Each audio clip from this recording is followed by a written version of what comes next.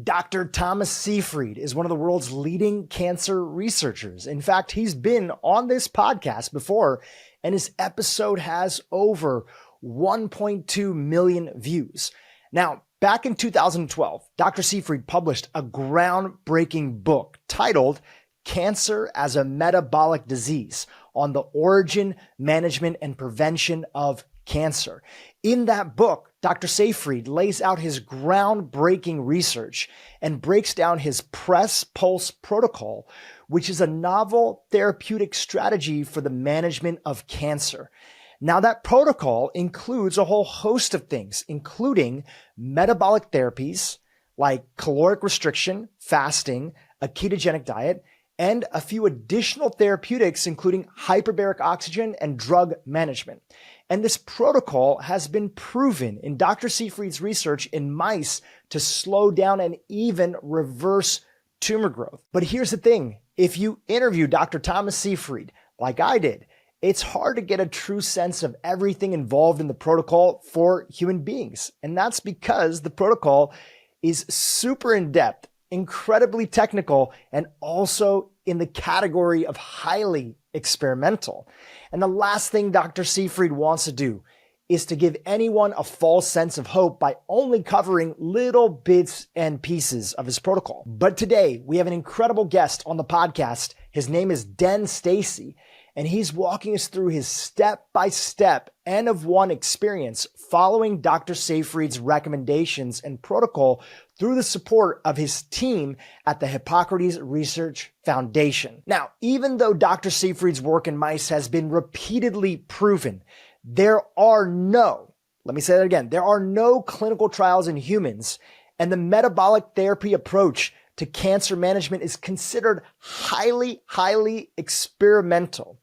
But even with that said, organizations like the Hippocrates Research Foundation are documenting a growing body of case studies so that the awareness and interest in Dr. Seyfried's protocol and the metabolic approach to cancer management continues to grow. Let's jump into this episode, starting with the mind-blowing email that Den Stacey sent me about his experience on Dr. Thomas Seyfried's Pulse Press protocol.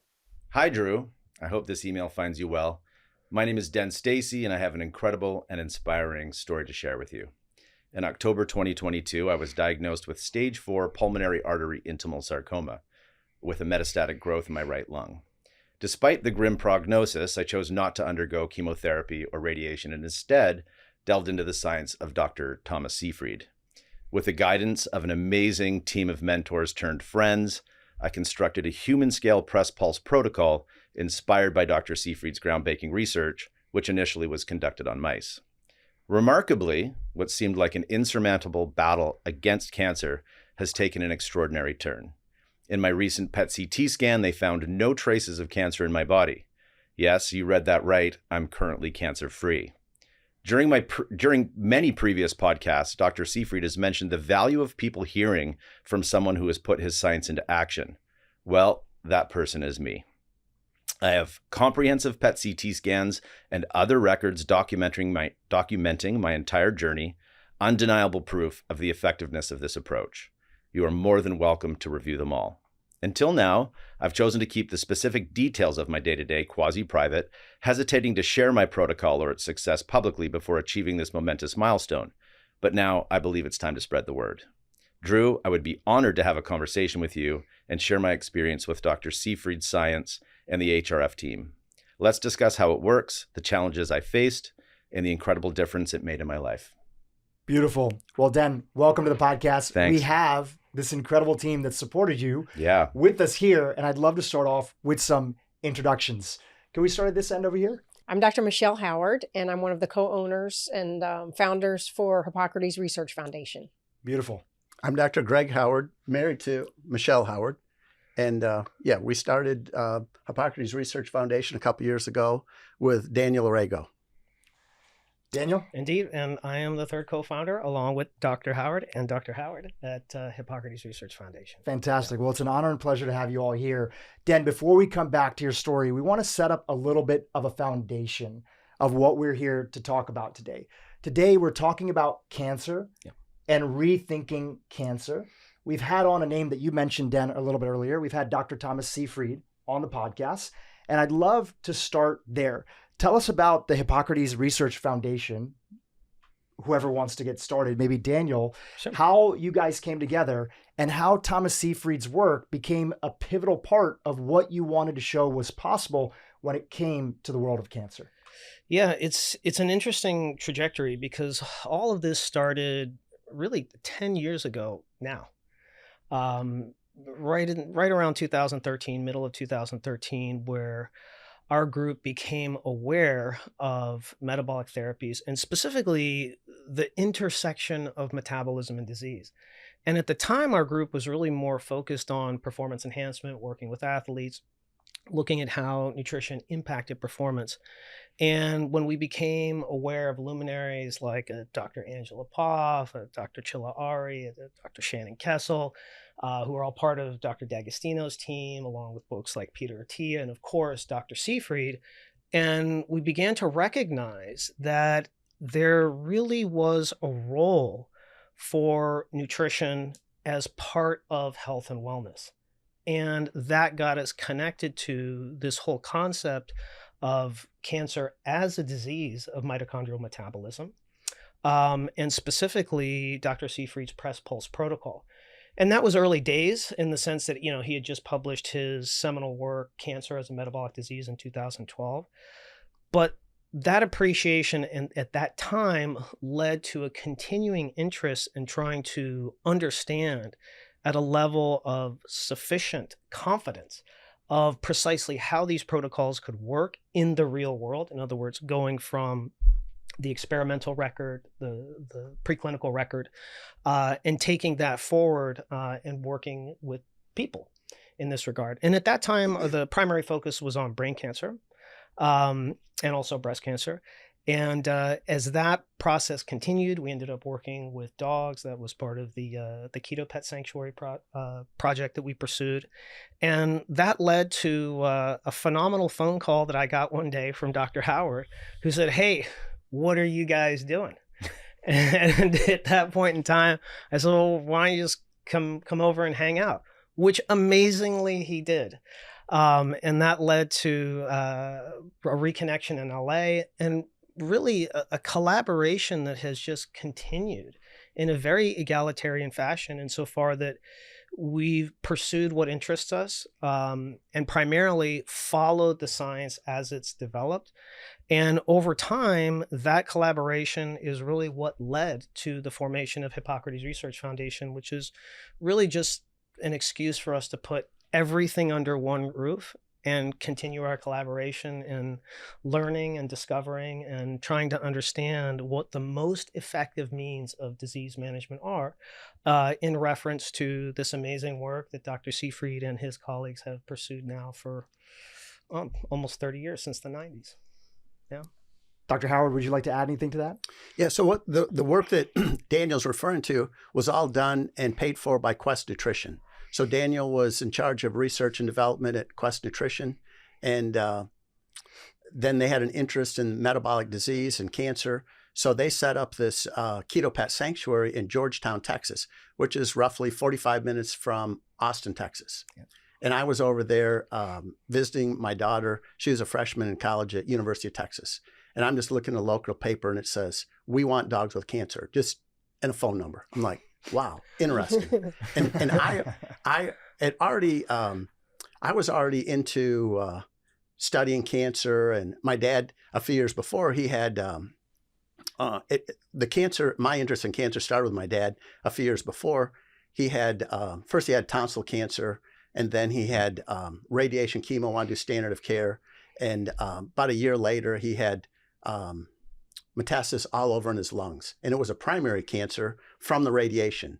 And so I'm like, wow, this is horrible. There was nothing left to do, and he'd already lost 80 pounds from standard of care. I'm like, wow.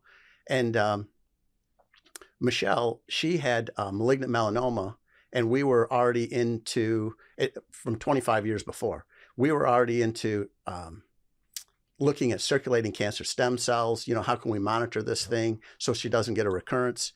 And we stumbled onto this company called Oncoblot, which does a liquid biopsy. We can get into liquid biopsies later. But anyway,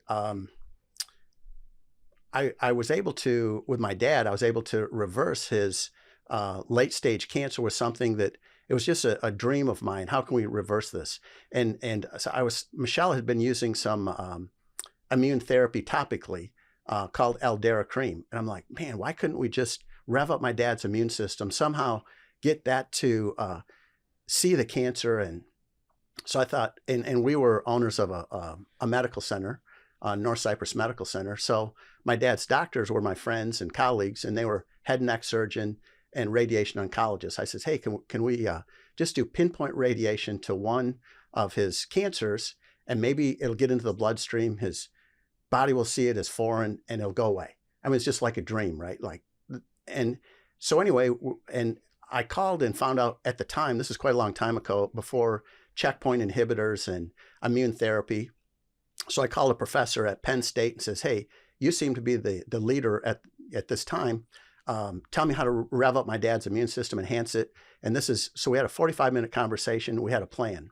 So we did 1 minute of radiation or pinpoint radiation on my dad.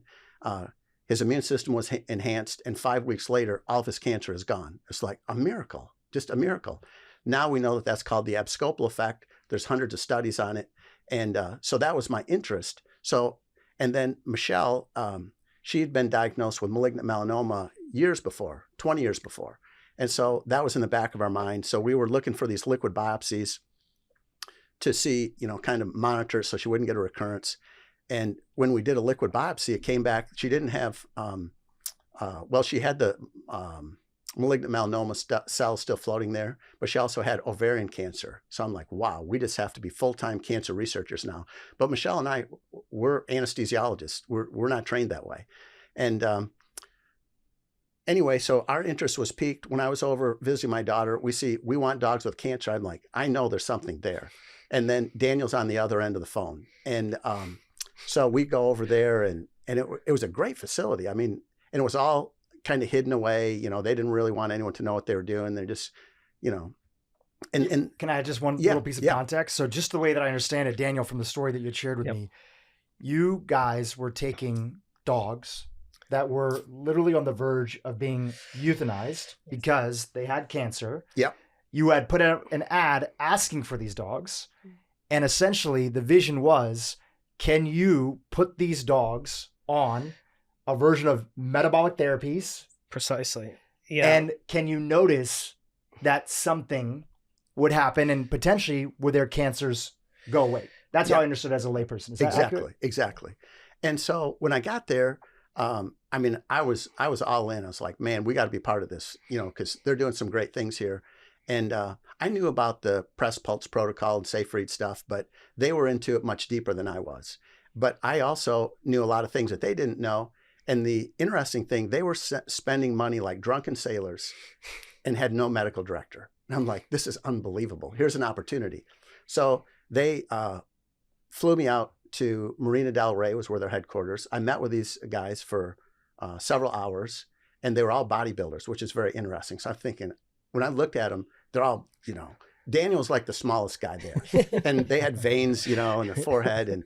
And I'm like, I don't know. But then after spending some time with them, I'm like, yeah, these guys, they know what they're doing. So anyway, they offered me a job on the spot to be medical director. I said, no, dude, I'll work for free. I just want to spend your money. Because for me, to spend someone else's money in research, wow, this is a dream come true. And in fact, this is where we're going with it now. We want people to donate. We want to spend your money to do more research. And so we did that until Quest sold a few years later. And so they quit. There was no one funding the research. So Michelle and I decided we would start Hippocrates Research Foundation and continue on with what they were doing. And Daniel was a big part of it. Daniel, just for a second, because it's so mind-blowing for people to hear that you were rescuing dogs, you were bringing them in, and then you're putting them on a protocol. So first and foremost, is that legal? Is that allowed? Were you able to do that? Yeah, it was. And then also tell us, what did you do to these dogs and what did you see that happened? Sure. So just to back up maybe two small steps, just Please. for context and clarity. So Seyfried laid the groundwork in two ways. One, with his own experimental records and with preclinical studies showing these modes of metabolism in mice.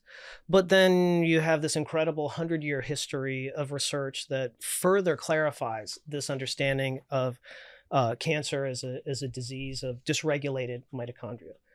And so when we originally met any number of the brain cancer, pancreatic cancer patients, breast cancer patients, we could see in humans that the application of metabolic control, along with the use of procedures like the hyperbaric oxygen therapy, novel and repurposed substrates, had a measurable effect. You can see the outcomes very clearly on PET CT scans. So these aren't mysteries. One can know quite a bit about these outcomes. But we wanted to pressure test this further in a model that would allow us to see results much more quickly, and in a model where compliance wouldn't be an issue. And so that was really where the whole concept for Keto Pet Sanctuary came about. And that was largely driven by primarily a collective interest in dogs. We all love dogs. We all have dogs. And we all knew that cancer is, a tremendous challenge for dogs, particularly now in the modern epoch, given what they eat primarily, which is, heat-treated sugar pellets, which is a problem for animals. And so what we did was we said, okay, look, if these are interventions that function in mammals, then a dog is sort of the ideal candidate to receive them because their compliance is perfect, right? Whatever you give them, they will eat. We can measure with regularity, and we had a whole team of veterinarians and vet techs that would make sure that they were fed very precisely, that would monitor their blood levels multiple times a day.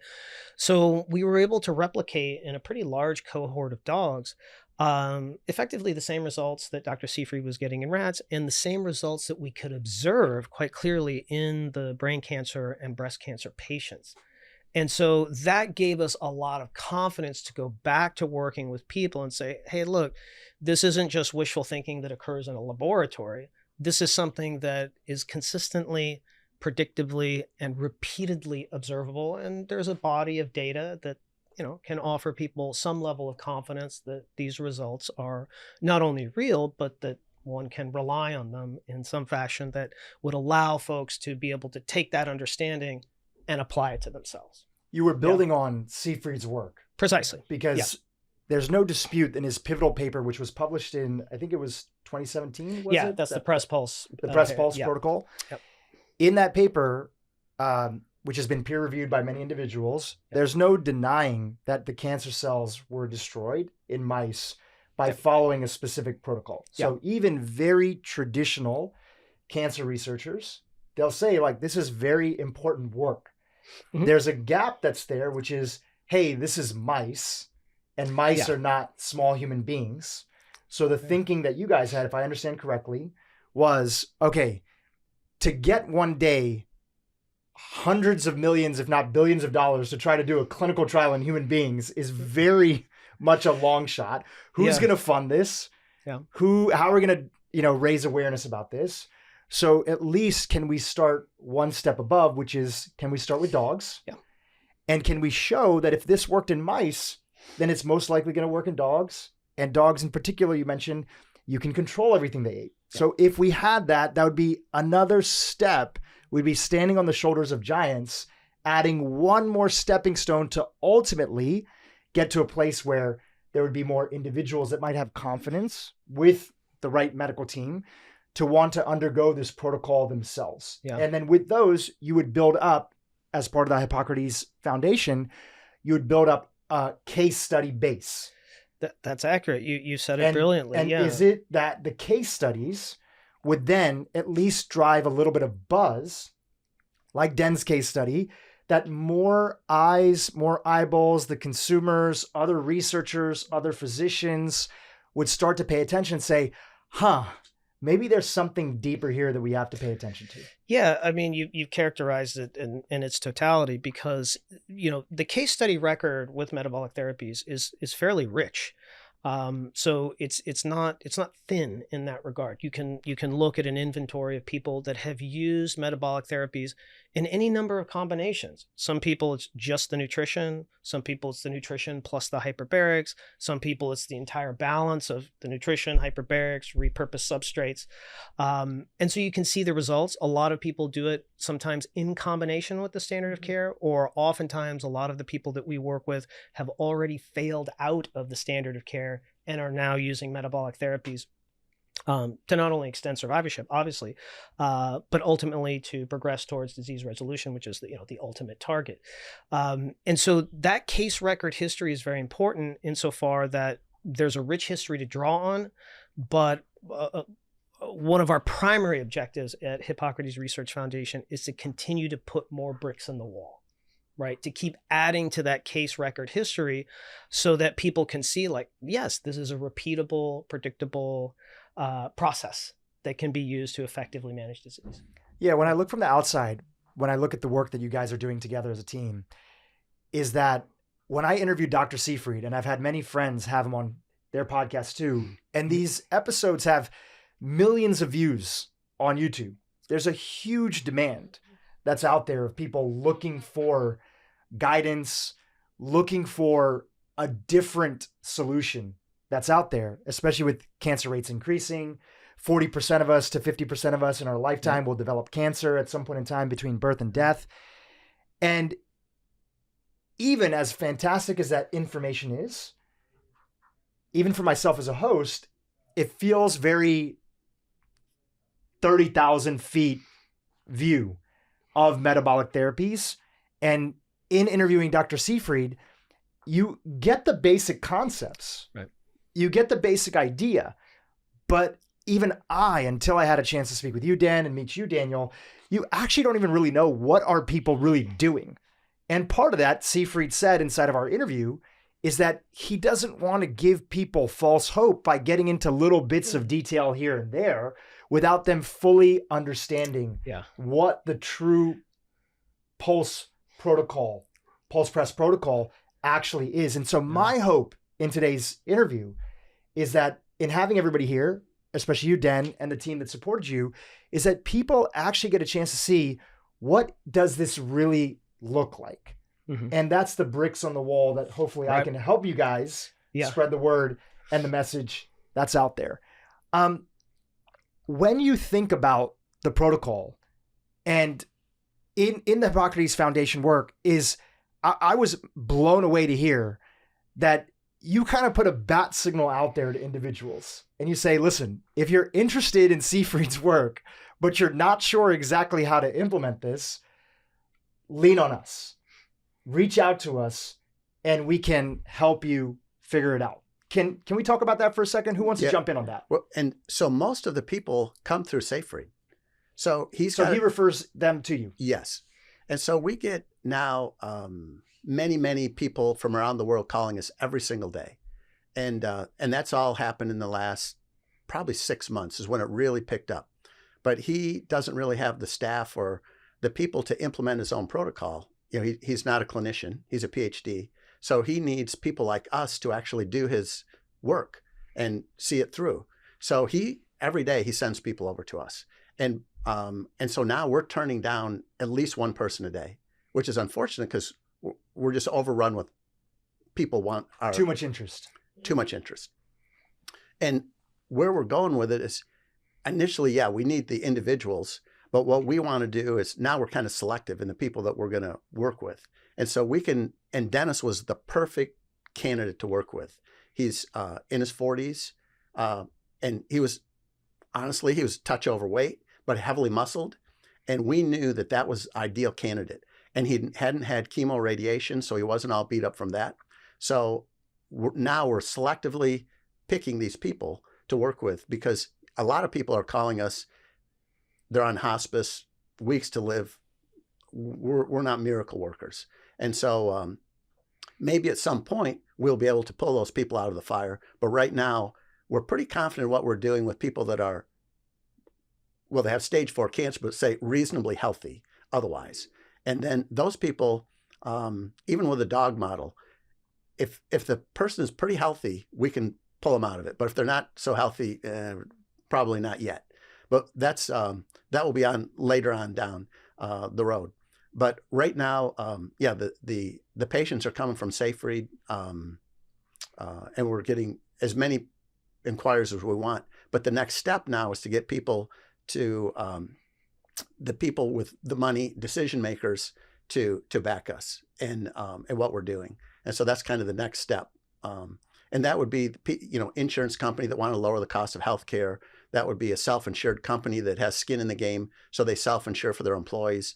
Those would be the type of people. There's other insurance companies called stop-loss insurance companies. They got skin in the game. So we're just starting now to get contacted by those people. And so they want to lower the cost of healthcare and work with us. And in the past, experimental treatment meant expensive. So no insurance company wanted to pay for experimental treatment. We would be considered experimental for sure. But our cost is about 1/10 of what traditional standard of care would cost. So now they're interested. An important part of this conversation is both highlighting what's possible, but then also, because this will be out there to the public, including the disclaimers that people might need to know from both a legal purpose to make sure, we're all protected under free speech. Sure.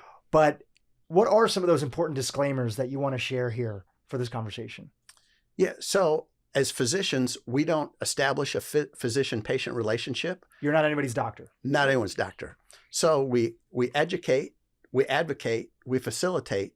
And usually, Michelle and I, we don't talk to people that call in. Like, I never talked to Dennis until after he was cancer-free.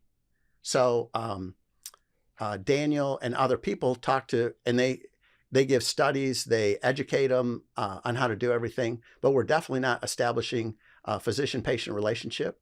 So the people that we work with, they have their own physician, but they have to find a physician that's willing to work with us. But we kind of quarterback their care and say, hey, this is the research. What do you think? And so they can, and a lot of these physicians, we're working with a Dr. Quinter down in the Cayman Islands. Unbelievable. He's taken what we're doing and running with it. And so he's adding some other wrinkles to this that in the future, it took Dennis about 6 or 7 months to go from stage 4 to stage 0. I think within the next year, we'll have it down to 2 months. And so Dennis is going to tell you more about his experience with the diet. The diet is rigorous. No one likes the diet. That might be an understatement. Yeah. And so, but you have to know it's temporary, and that's the thing is, I think, like for me, when I first found out that I had stage 0 cancer, I was thinking, oh my gosh, am I going to have to do this like for my entire life? And, I was in my 50s. And so you're thinking that almost seems like impossible, to do that. And so I think that's one of the things is you have to realize it's something, for the next year maybe, but then there's going to be some reprieve where you can make some adjustments, some changes, you can relax a little, and then you're going to have to probably pick it back up again. And so, but I think that just so it's not so daunting. Absolutely. And we're going to get into the weeds of all of that, including your story here in a minute. So just to reiterate here, for anybody who's listening, you guys are not out there trying to be anybody's, doctor. No. You're really highlighting, and the organization is highlighting the Seyfried protocol and how to make it possible for a human being, which was ultimately the goal of this mice research, is that eventually can we show that this is possible in human beings. It's experimental. Everybody should understand that, right? And the work that we're doing here and the work that you guys do individually, it's all for educational purposes. Now, the vision one day is that the hope would be that you could go to a center, a place, that maybe even this work that you guys are doing inspires some supportive drug treatments, right? So that could be some things that happen in the future. For right now, it's best sort of classified as like serious,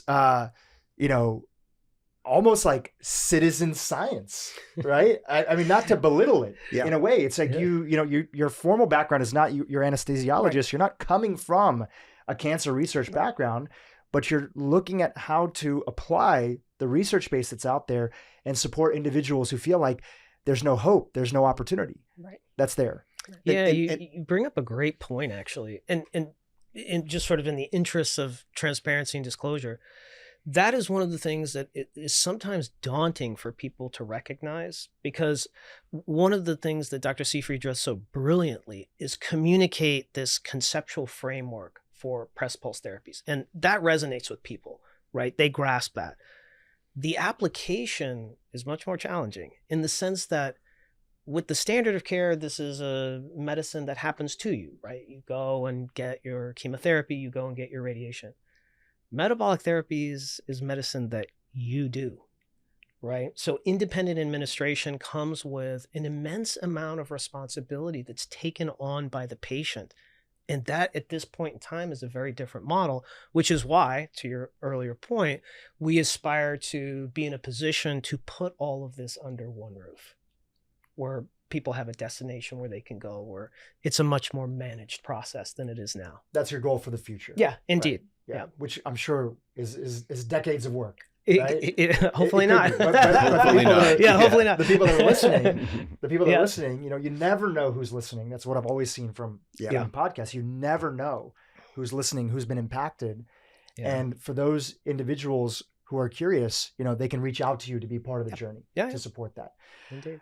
I think it's a good opportunity, if everybody's okay with it, that we can pick back up with your story, Den. Sure. And we could talk about a little bit about how things got started. Sure. You opened up with the email that you sent to us.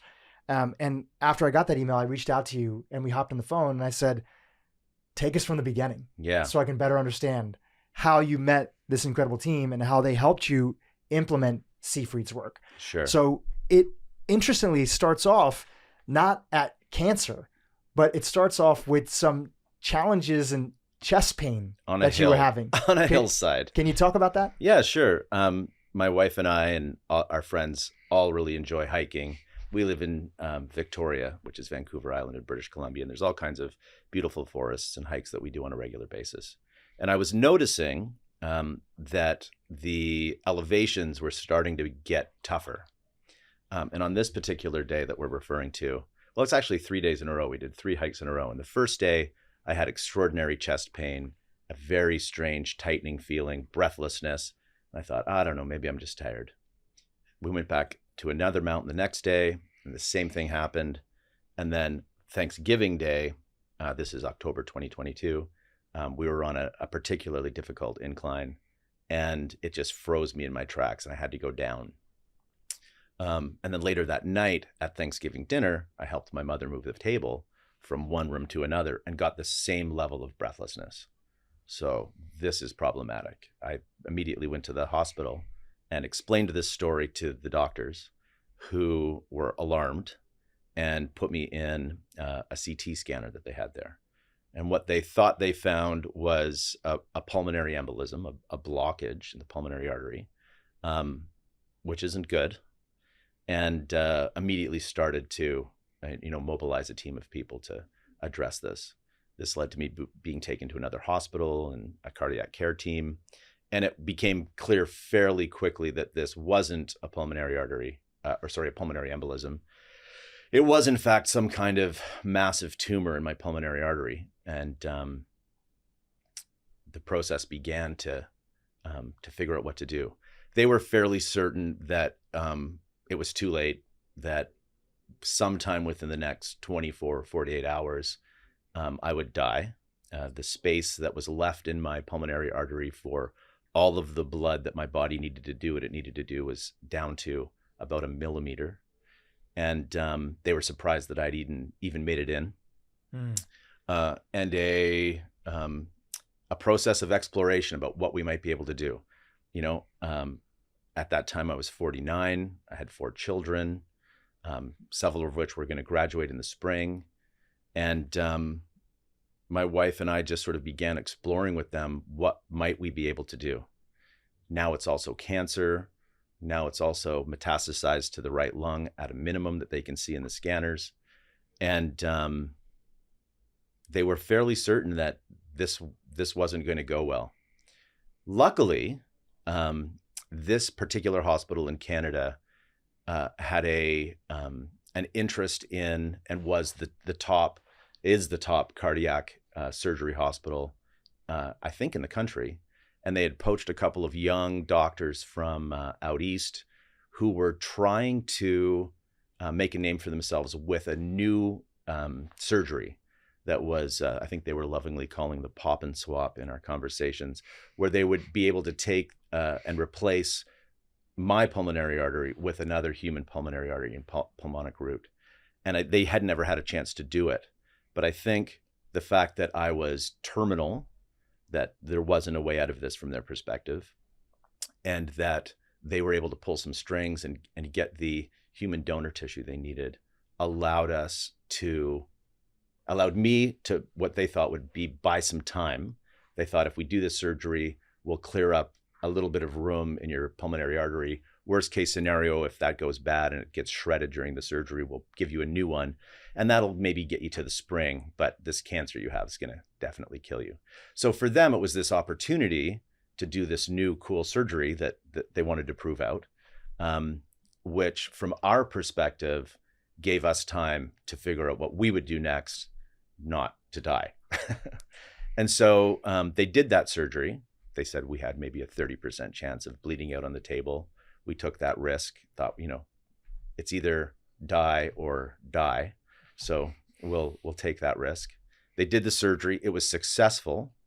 And that started us down the road. But during that, they obviously got a chance to take a biopsy of what this tumor was, which happened to be the size of a mandarin orange in my pulmonary artery. If anybody wants to see photos, they're on my blog. It's quite repulsive. We'll put them on here. Yeah, that's great. We'll grab them. We'll yeah. While you're talking, we'll put them on the slideshow. Awesome. And then they did this biopsy, and they were able to determine this is pulmonary artery intimal sarcoma, which is not good. This is a 1 in 80 million cancer, and it is fast moving, and it's universally lethal. At first, we thought maybe it was a different type of cancer, and maybe there would be some treatments that we'd be able to do that would address it. But after they got that biopsy, the oncologist was not optimistic. In fact, I think that they had told you that you had maybe at most 6 to 8 months. Yeah, they said if you don't do chemo and radiation, you'll be dead in 6 to 8 months. And if you choose to do, and you'll have a relatively pleasant standard of living during that period you can spend with your children, and you won't be sick and miserable. If you do the standard of care options that we're telling you, you may live 15 or 16 months, but they'll be very uncomfortable, sick months. So on one hand, you just had this life-saving surgery, right, which was new and innovative even for that hospital. That just happened to work. That was there. And then on the other hand, after you successfully survived that surgery, which had many risks in itself, you are now being given a decision, both of which options instead of the decision, whether you went with standard of care, chemo, radiation, etc., or whether you just decided to, get your affairs in order, as traditionally said, both and pass gracefully. And pass gracefully is the hope. Both of those options ended with your life essentially ending between very quickly, 6 months to maybe 2 years at most. Right. Yeah. So at that point in time, where was your headspace at? And you had some tiny bit of understanding that maybe there was a different way of going about things. Can you talk about that? Yeah, I can. It's actually really interesting. A year earlier, a business partner of mine's mother, who he and I both love dearly, was diagnosed with a form of cancer. And I had been doing some research sort of unrelated to cancer, but related to metabolism. And he said, hey, can you just take a look at what's out there as an alternative to standard of care? And I did a little bit of digging and some reading over a weekend and over a few days, and I came across the CrossFit interview or presentation that Dr. Seyfried did at a CrossFit conference somewhere, which is, I find, one of his best interviews. Yeah, the gyms that everyone knows, they do an annual conference. Yeah. They get the best speakers in all different areas, including metabolic health, and you saw one of those presentations. And I saw that, and I watched the whole thing, and I thought, oh, that's interesting. And I sent it off to him and said, hey, why don't you guys take a look at this? Maybe there's something there. So when this was happening to me, the first thing was, when I'm out of this hospital and I'm healed, I'm going to start there. Because there was no, like, I'm not going to die either in 6 months or in 15. So we've got to find something else to do. And so I immediately turned to that, because it was, it is remarkable when you first hear this, when you first hear Seyfried present his case. It makes a lot of sense, and it is a viable alternative. Give us before we get the rest of the group to chime in and talk about the story of how you connected with them, give us, your wife is here in the audience with us. Shout out to your incredible family who was so supportive, and, you wrote about them on the blog and everything. It's a pleasure to get a chance to meet you in person. What was the headspace of your family at this moment? As somebody who's married, has 4 kids, what was going on with them, especially in my experience? My mom was diagnosed with breast cancer about 10 years ago. I've had various members in the family. My aunt passed away from a spinal cancer that kind of spread to the rest of the body. And so I've been in this situation, nowhere near what you've gone through, but enough to know that, you've survived this surgery. Now you have this idea that seems crazy to, could seem crazy to other people, which is, I'm going to take a different approach than what these doctors who literally saved my life are telling me what I should be doing. And family members sometimes feeling the pressure of, hey, we just want to try to maximize the time that we have with you, right? What was the headspace of those who loved you? Sure. At that time period? Because of course they're coming from the most well-meaning and beautiful place, which is supporting you. Of course. And I think this is a really important question, because it's something that comes up in many of the people that we end up talking to now. For me and for the family, I think it was a little bit easier, because what we were being presented with was a terminal outcome or a terminal outcome. And so you almost immediately go to, what crazy thing can we do to change this, to, well, there's a chance. I think other people with different diagnoses, where they're being promised standard of care options or other options that can potentially address their cancer, their families and their friends would probably find it much more difficult to accept that somebody would look at going down this road. Because as far as most people are concerned, these options are effective and they're going to work for you. And why are you doing this experimental thing that might not go well, and you're making yourself a lab rat? We didn't have that. The family was strangely optimistic, I'd have to say. Nikayla just never believed that I was going to die. Your wife. My wife, Nikayla, yeah. My oldest son also, he just kept saying things like, this just doesn't make sense what the doctors are saying. I just know this isn't going to be the outcome. They were all in right away. And I guess probably we have fairly strong personalities. I imagine any family members or extended family members that weren't all in were probably just immediately shut out from the process, because it was heads down and time to get busy. Before we continue and how you connected with the group, just wanted to come back to something that I believe Daniel and also you, Dr. Howard, had mentioned, which is that often the people that reach out to you are individuals that have already gone through the standard of care, and they're in a similar situation, which is that they feel, well, in a way, people are like, do whatever you want to do because you're not going to survive anyway. Yeah. Is that accurate? That's a fair characterization. I would say the balance of the people that we end up communicating with have gone through, if not one, multiple rounds of various chemotherapy, immunotherapy, radiation therapy, hormone ablatement therapy.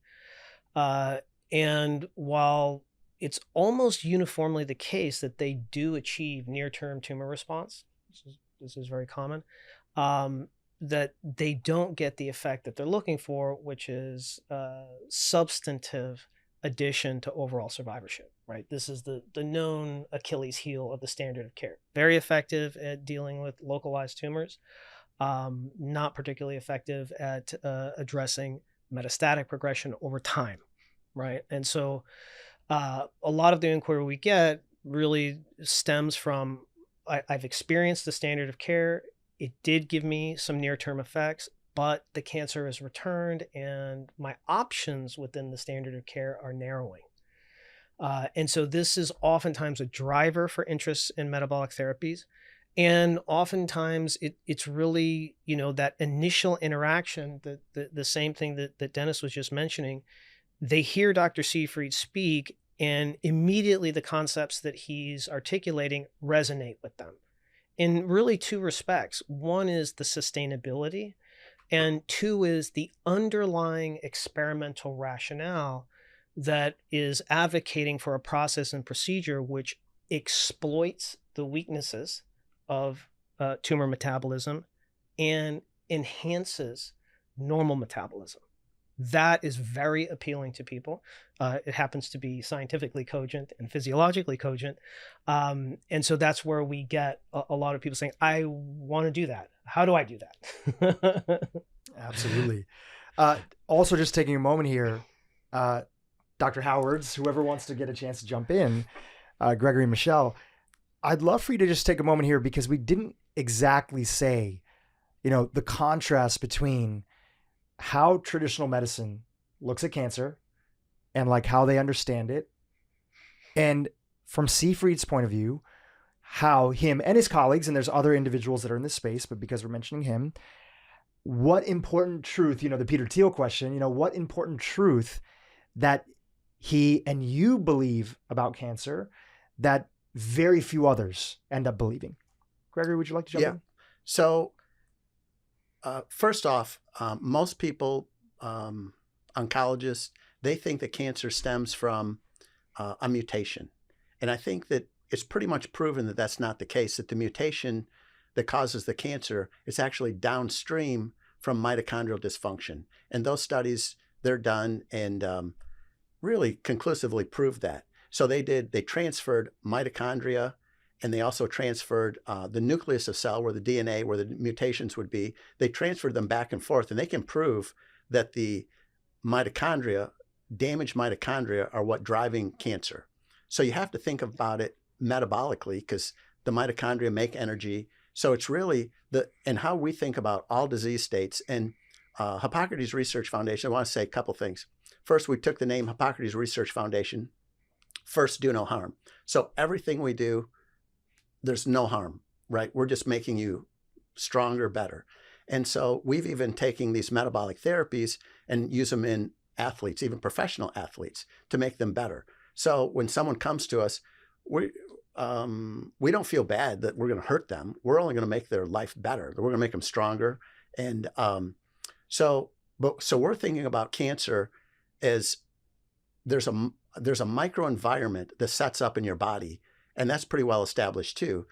Cancer likes there's usually an infection involved, and I think that's pretty well understood, for certain H. pylori and human papillomavirus, for cervical cancer and these different things.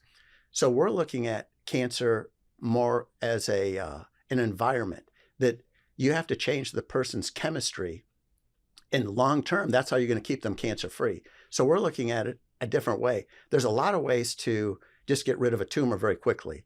And we're picking a way that is least toxic. But there's some really, and we can talk about later, but there's some really great things that, different immune therapies that really work great.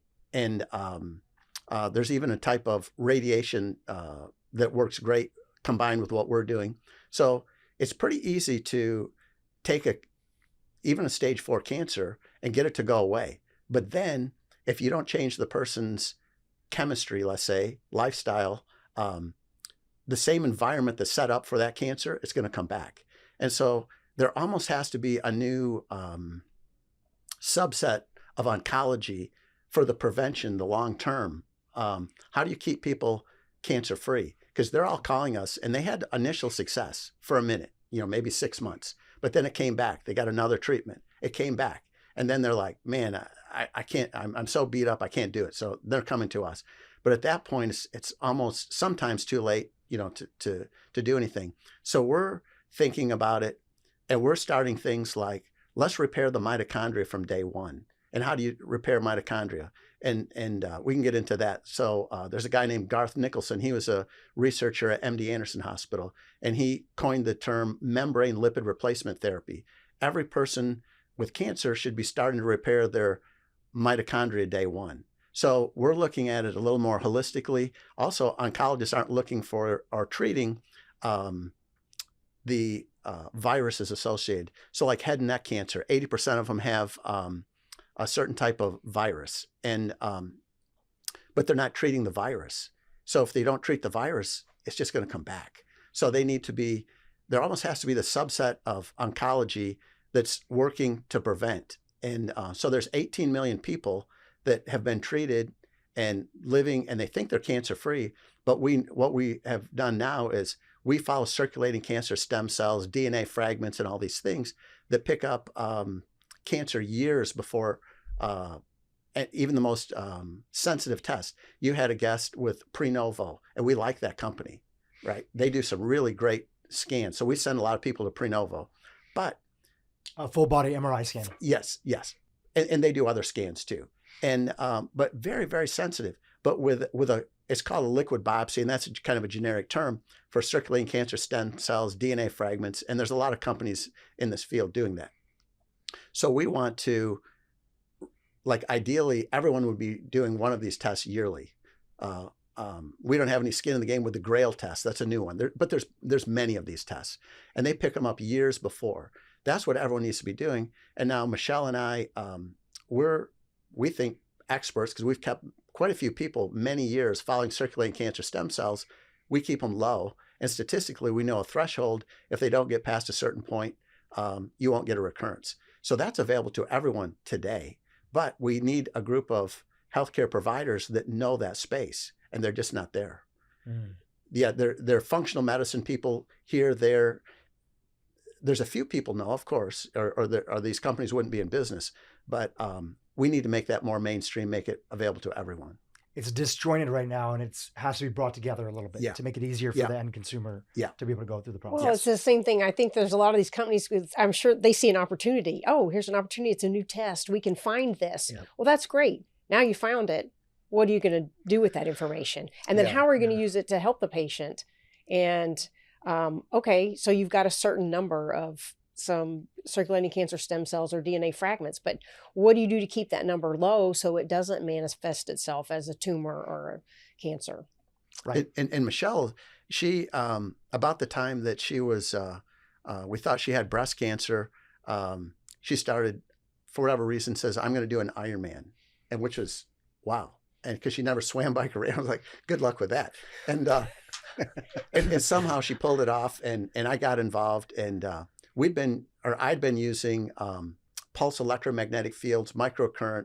That's a whole nother crazy athletic performance field, and also with some medical applications, health applications. So we started doing that stuff for Michelle, and so she quickly, within a couple of years, there's a U.S. Ironman team. Michelle made that. Our family went to Motala, Sweden, watched her compete. That was really cool, and so what we're doing is only going to move people forward. There's nothing, there's no side effect with working with us.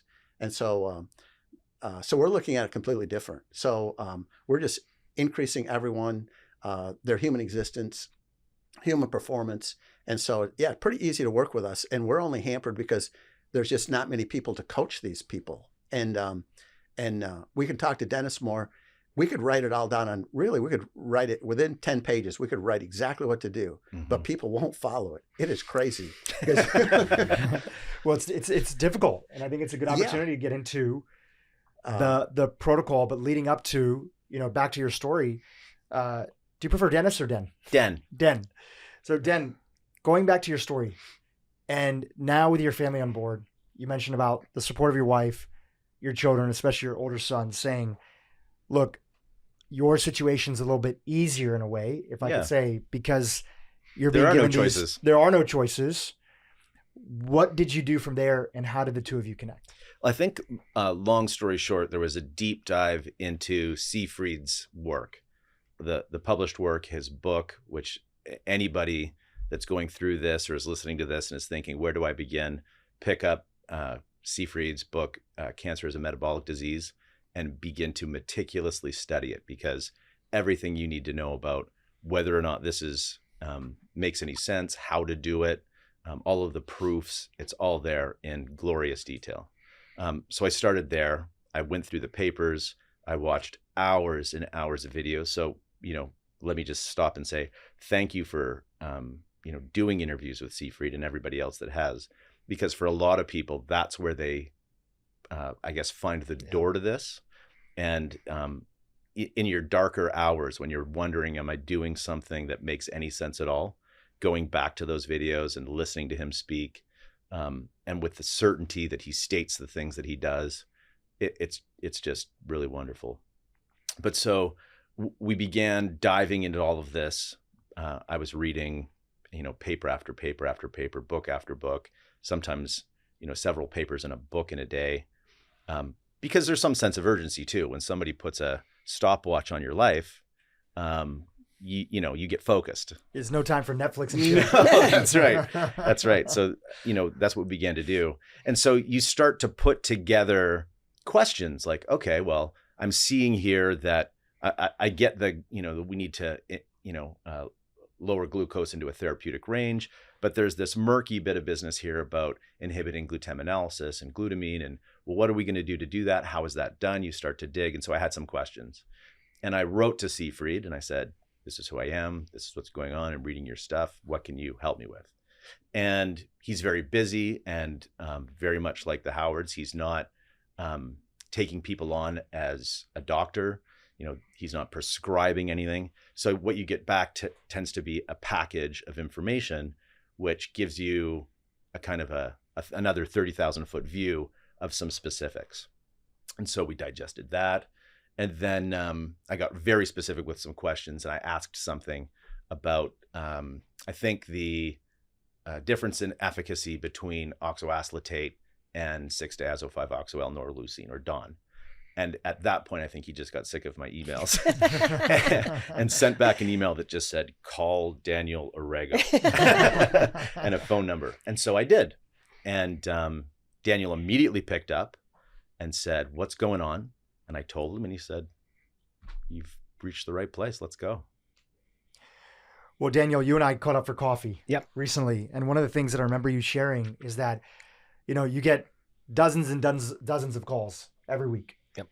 And what is because of the stage of where the support system and the education for people in Den's situation is, in terms of, you guys clearly have the protocol broken down. You know what works, and you know how to adjust it, or at least give recommendations on how people are going to adjust it to follow Seyfried's work.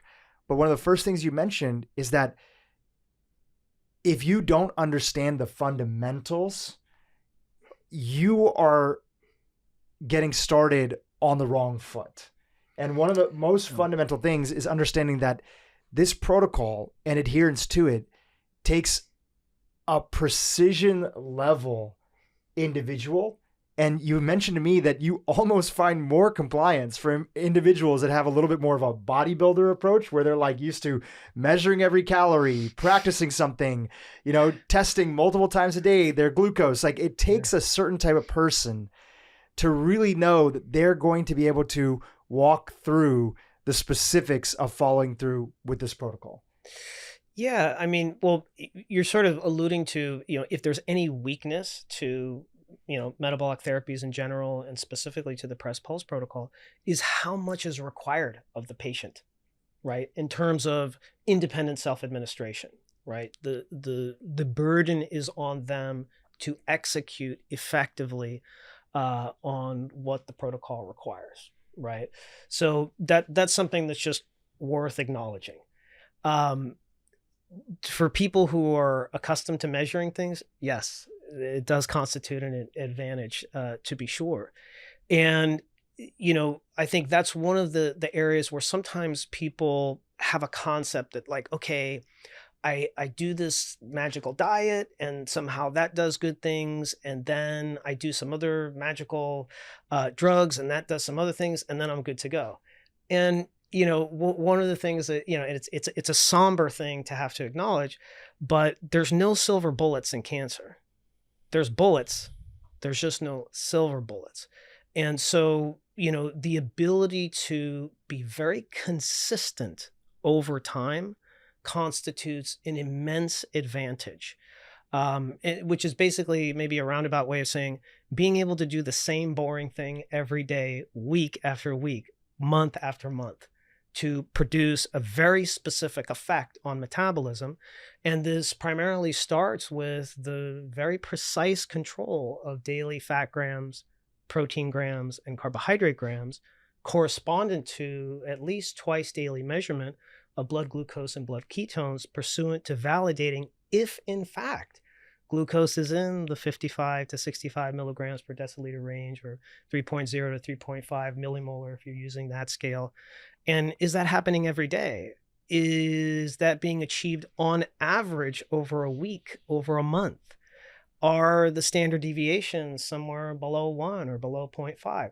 These are the things that must not only be understood and appreciated, but be applied. And that sort of goes back to what Dennis mentioned earlier, which is starting with Seyfried's book is so valuable.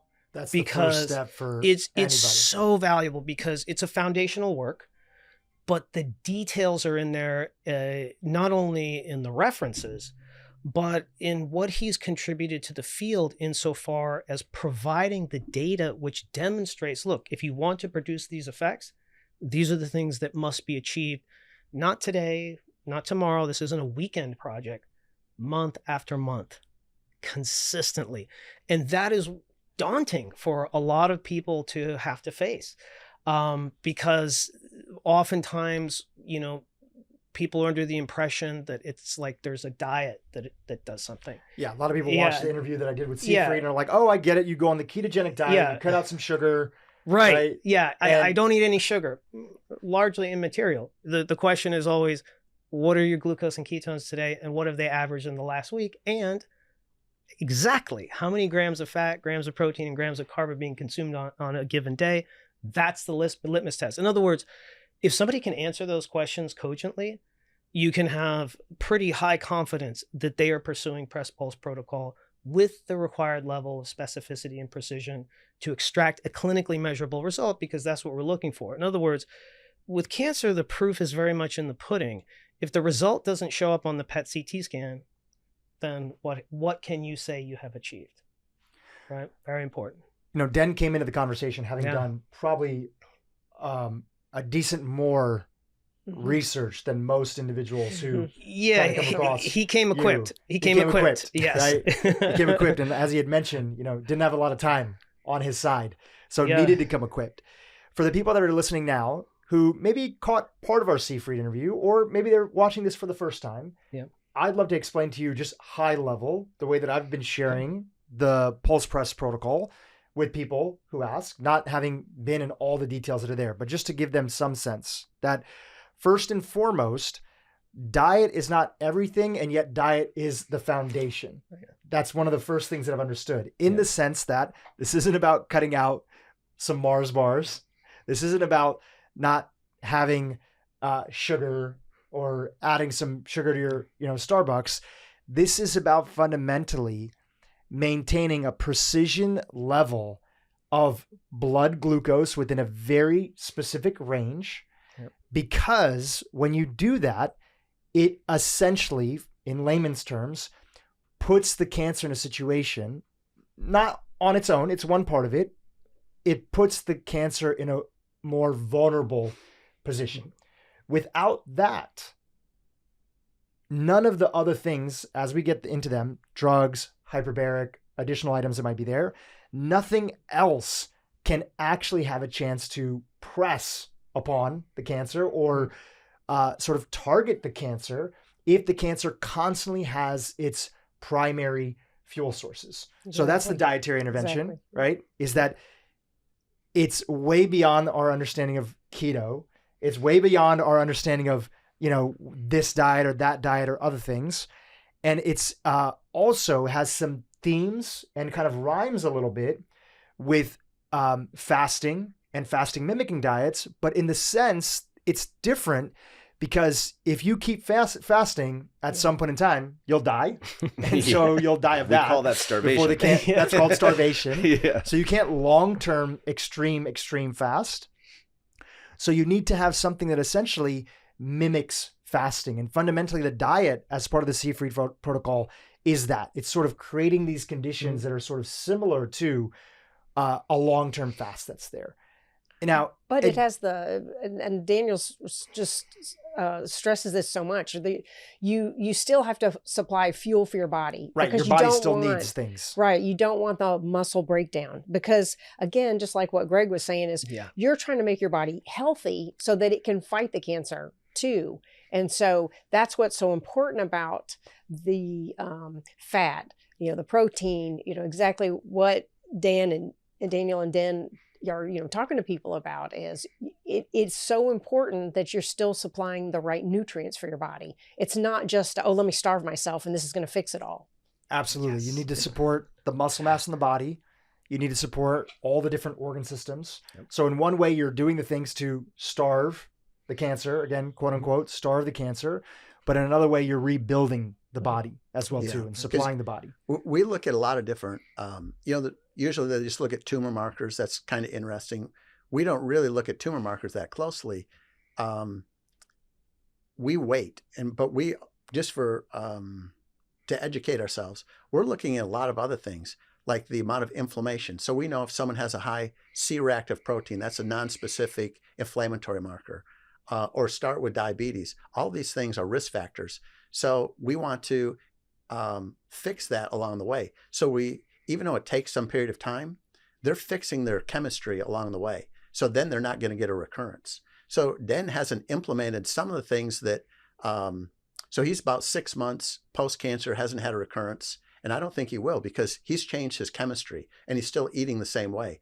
So when you look at things like CRP and different immune markers, everything is fixed. And so it's got to take, we want to get this process down to a month or two, but really maybe that's not a long enough time because we haven't fixed their whole body chemistry. So it would just, we wouldn't be any different. We would be less toxic, but no different than using some other standard of care because it's too short. We haven't fixed their body chemistry and it would just come back.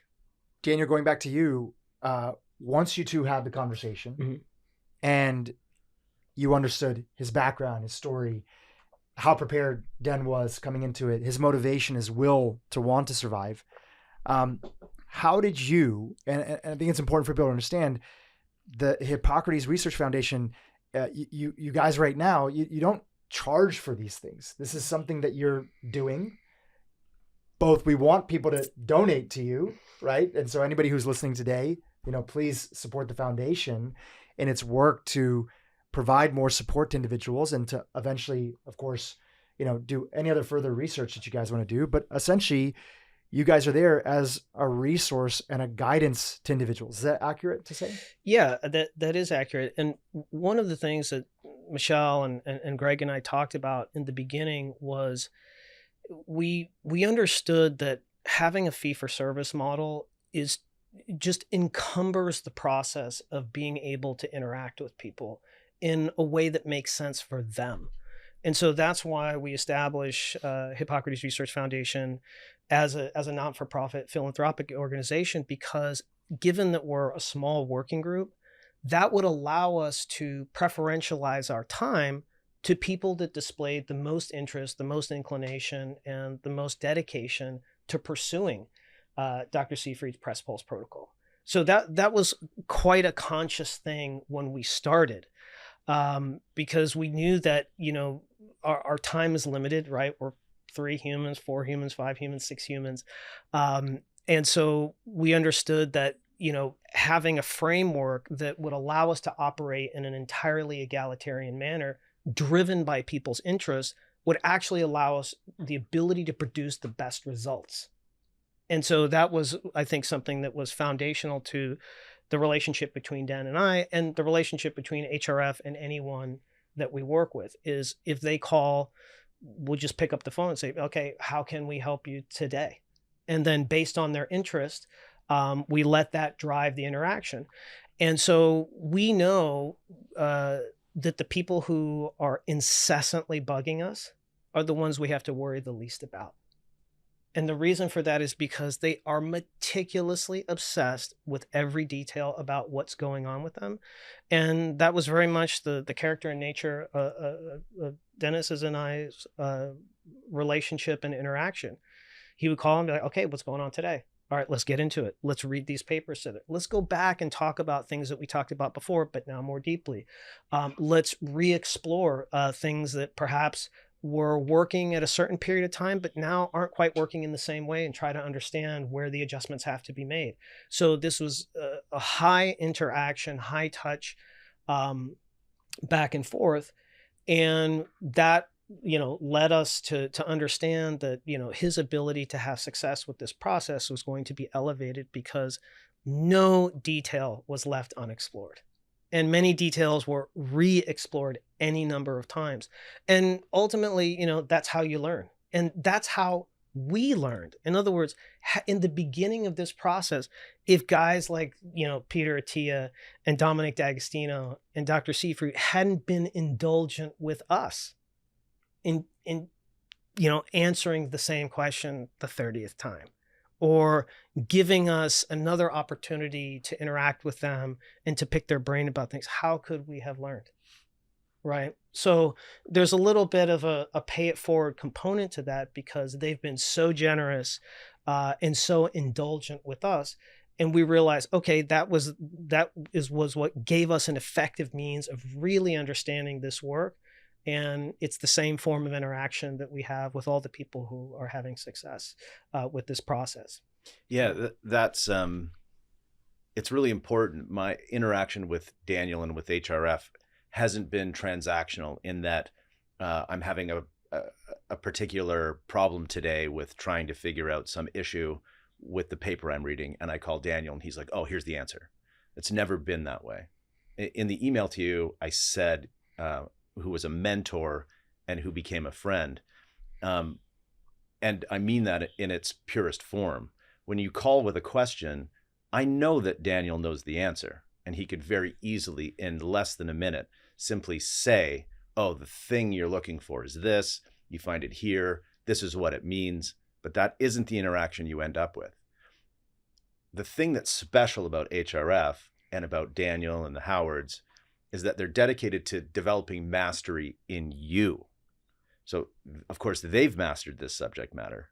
But for you to be able to get well and to stay well, and hopefully to help other people get well, and to do that, as Daniel says, week after week, month after month, year after year, to stay cancer-free, this material has to be deeply understood. And the interaction you have with them is one of mentorship. Oh, that's an interesting question. How are you going to answer it? And it's extraordinarily effective. You come out the other side an expert in your own disease management, and ultimately resolution. So Dan, one of the things that people didn't get from the Dr. Seyfried interview that we did was they didn't get sort of, let's say we're at 30,000 feet above a view of like cancer as a metabolic disease, metabolic and mitochondrial disease. You go a little bit further down and you're like, okay, what are you actually doing on this thing? Sure. Right. Yeah. And I'm sure you have to explain to your kids, they see you.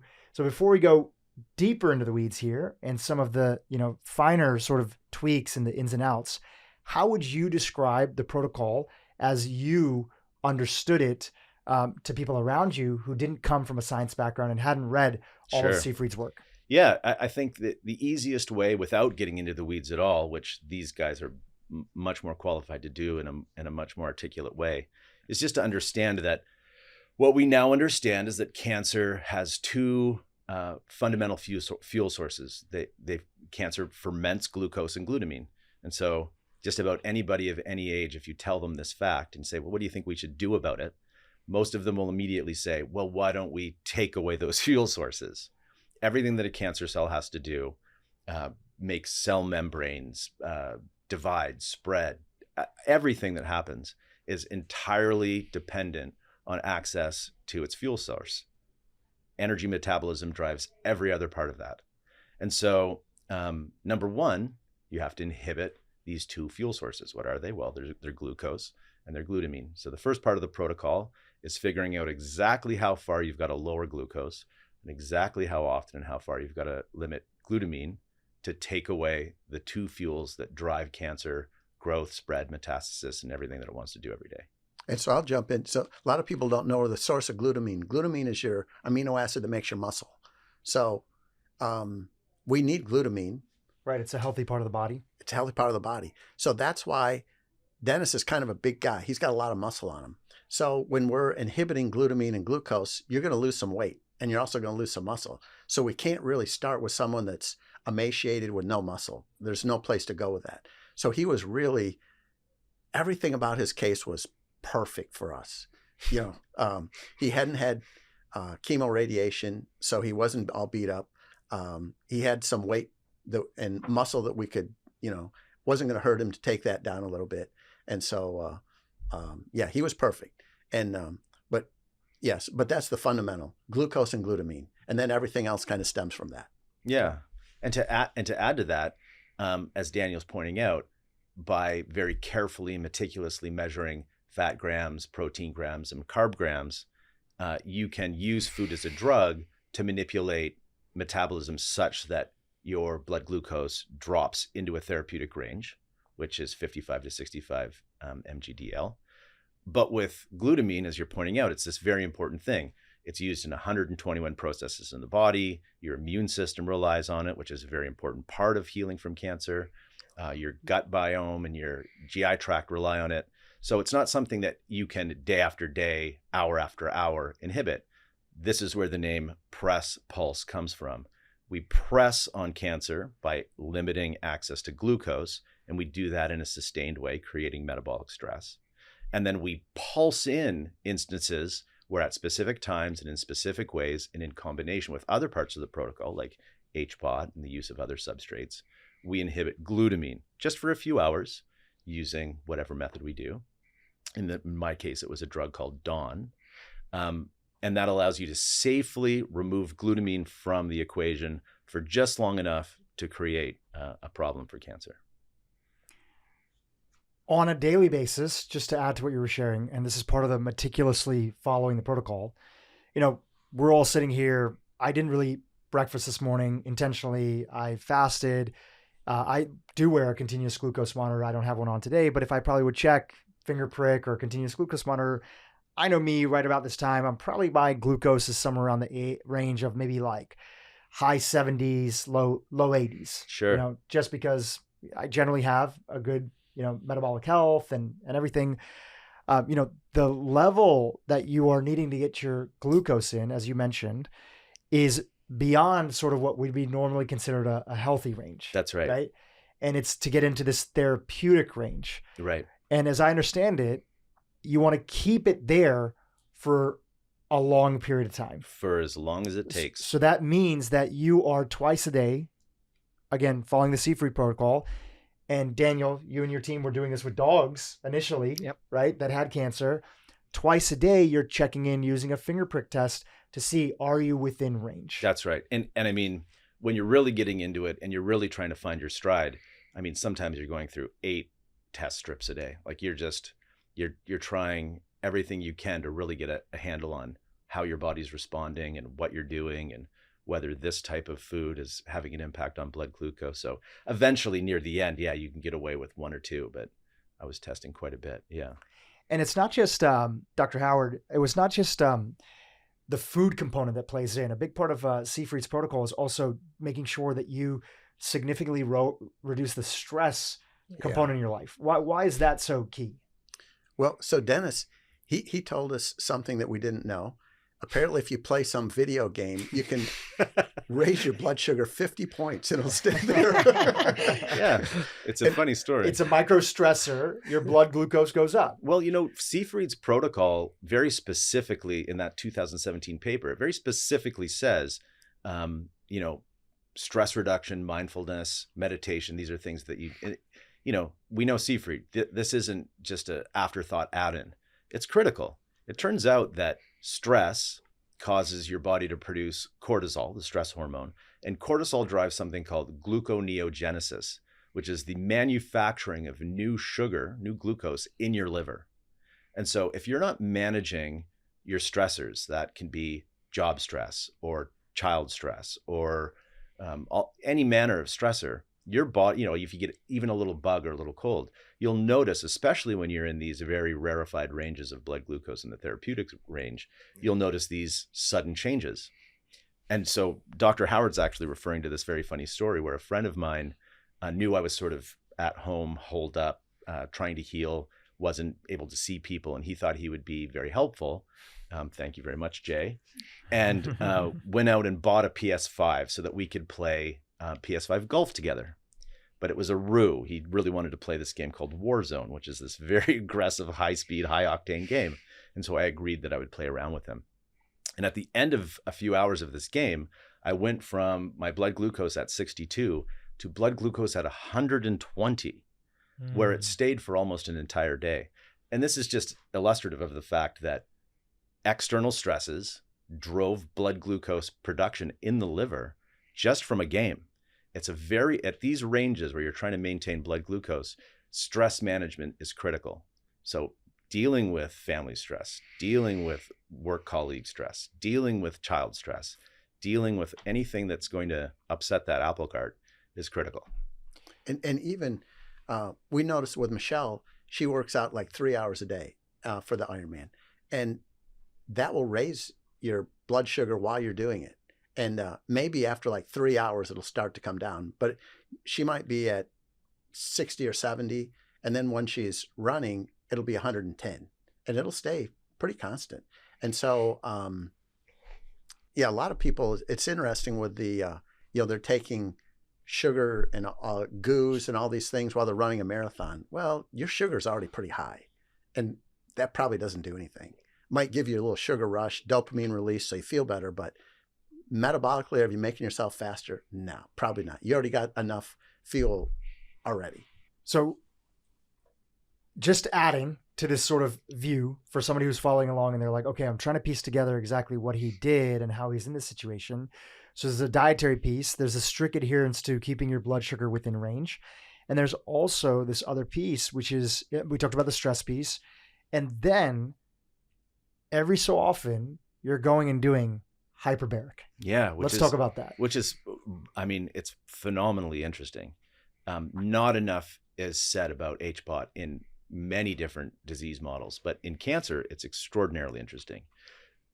Daniel was mentioning a scientist earlier, Dom D'Agostino, who did some phenomenal work on this and was able to show with a probing electron microscope inside a hyperbaric oxygen chamber, glioblastoma cells tearing themselves apart because of reactive oxygen species at, I think, 2.5 to 2.8 atmospheres absolute. So when you get into a hyperbaric oxygen chamber, a hard chamber.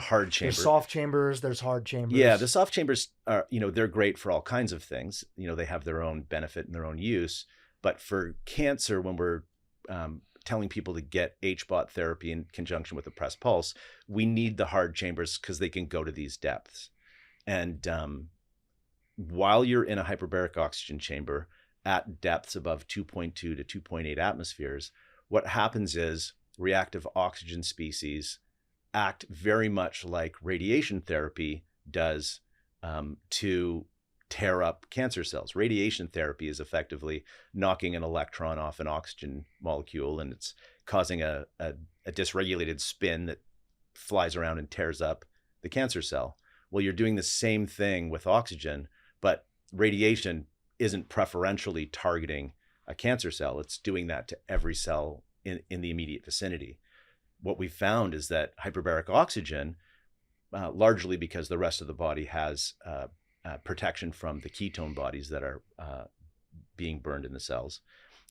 You get the same effect as radiation from reactive oxygen species generated in hyperbaric oxygen at those depths and pressures. And how often are you going and in the protocol? Yeah, Seyfried calls for going 5 days a week. It can be a little bit cost prohibitive. For me, I couldn't afford the time or the treasure to go 5 times a week, but we were able to figure out 3 times a week. And so for the entire duration of all the protocols, which we break up, so we have we probably did 4 protocols in total over 6 months.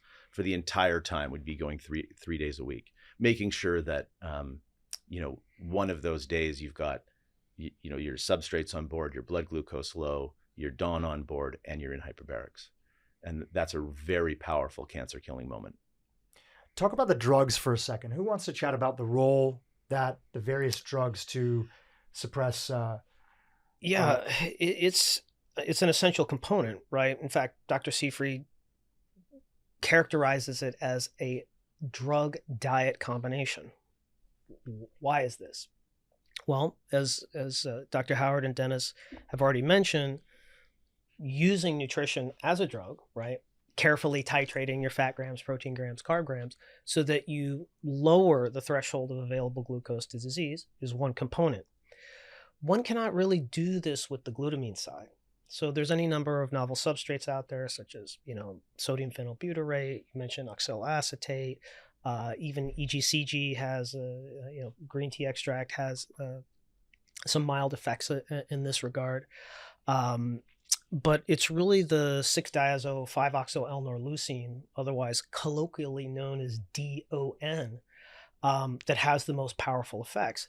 And this is a key component of the pulse side of the pressed pulse therapy, right? Glucose control is chronic, in other words, every day.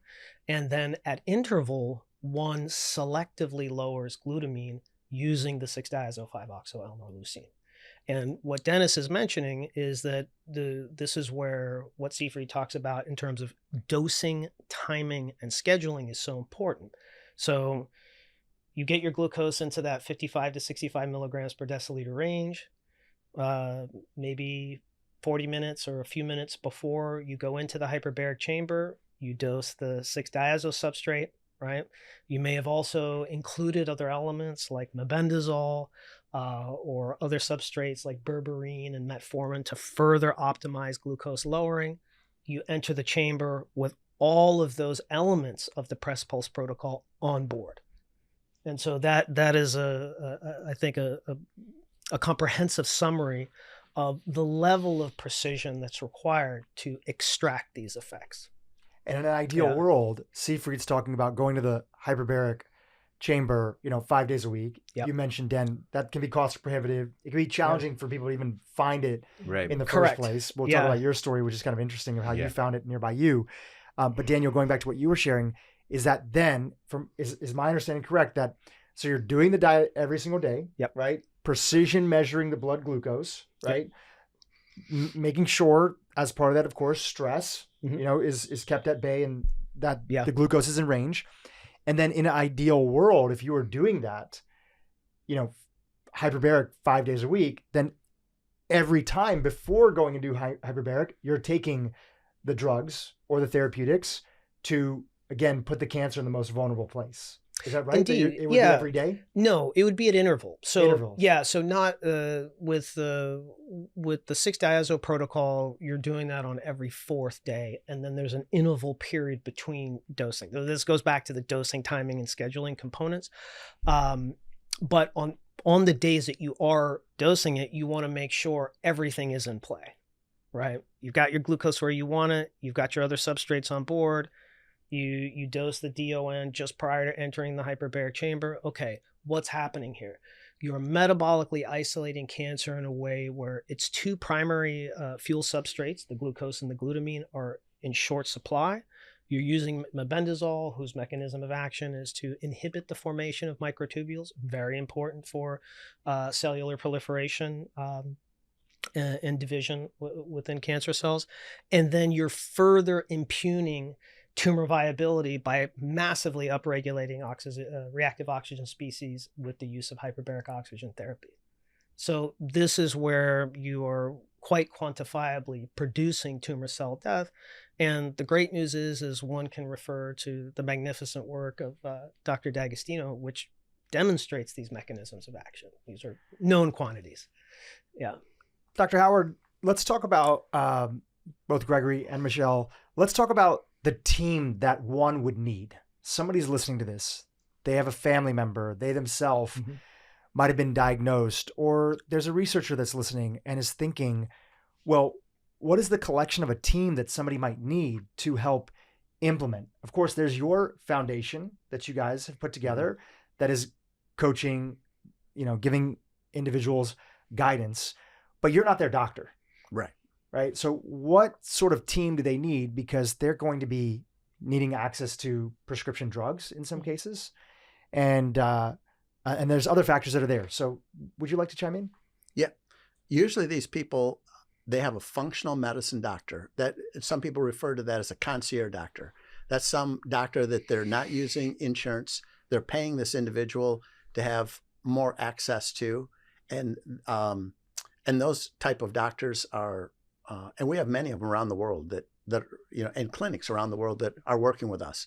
So a lot of times they already have a lot of the pieces. We're working with a group in Turkey. Daniel, what's the name of the? That's Dr. Slocum's group at the chemotherapy clinic. In fact, he's published with Seyfried, so there's already a pre-existing collaboration there. Any number of the people that we've worked with have benefited from going to that clinic, which combines the standard of care with metabolic therapies. Yeah. Right. We have a lady that found us roughly 6 months ago. She was pretty far along, and she was misdiagnosed by standard of care. They thought she had stage 2 breast cancer, and they did sentinel node biopsy, and which is standard of care. And I think she was clean, so they thought, well, you have stage 2. But she was having all this pain in her body. So we just push. You have to get a total body PET CT scan. And she did, and it turned out she was stage 4. She had metastases to her skull, to her everywhere, pelvis, and all of her pain was she was stage 4 and really probably only had a couple of months to live. And so it was so urgent, and they had means. So Daniel contacted this group in Istanbul, Turkey. We made arrangements to get her there, and then they were able to do treatments, more aggressive treatments that we couldn't do in the United States. So there's something called insulin potentiated chemotherapy, where they give insulin and glucose along with chemo, traditional chemo, but you can lower the dose to about a third what you would normally get.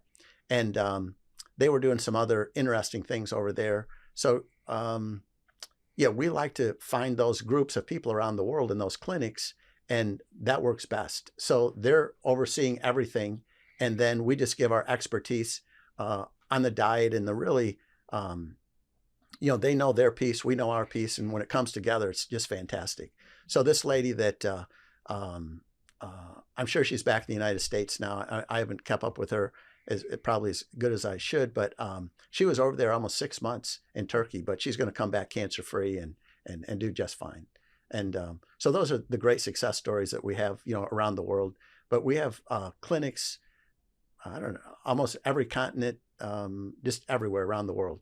So if something was to happen to us, there's many, many, many people around the world that know our protocol.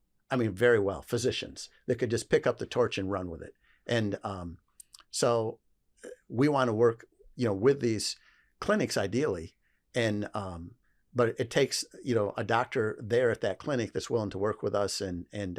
But when someone that's just listening to this, how do I get started was your question. They need to find a concierge doctor, and they're usually the ones that will help orchestrate that in the United States. But we're working with, like I said, Den, Canada. We work with a lot of people in Canada, and I'm just, all over the world. Somebody open-minded who understands and has at least a healthy bias in a good way towards the impact that metabolic therapies and metabolism can have on different disease states that are there. They don't have to have a cancer background, but they have to be open-minded to understand how this methodology works and be willing to roll up their sleeves a little bit to help their patients sort of figure out the ins and outs and the nuances around this. I think too, Michelle? it's been probably some of these people have been more willing to try these things because, again, like Den, there wasn't another alternative. And so I think that it's a little easier for people to try to get involved then because they don't feel like they have anything to lose by trying something different. Den, what did your team look like? You know, you had your original surgeon and his team that did the surgery on you in the first place and saving your life from the tumor that was in your heart. And then you got, I'm sure, referred to an oncology team that was there, that was tracking sort of your basics. Sure. As many cancer patients, have their main individual. Who was the rest of the individuals that were there that were supporting you from a standard sort of medical side of things? I guess one of the things I'd like to say is the whole team at Jubilee Hospital in Victoria, from the nurses, the physicians, everybody there was incredible. We developed a great bond with the whole team. They all worked tirelessly to try and do whatever they could to help me.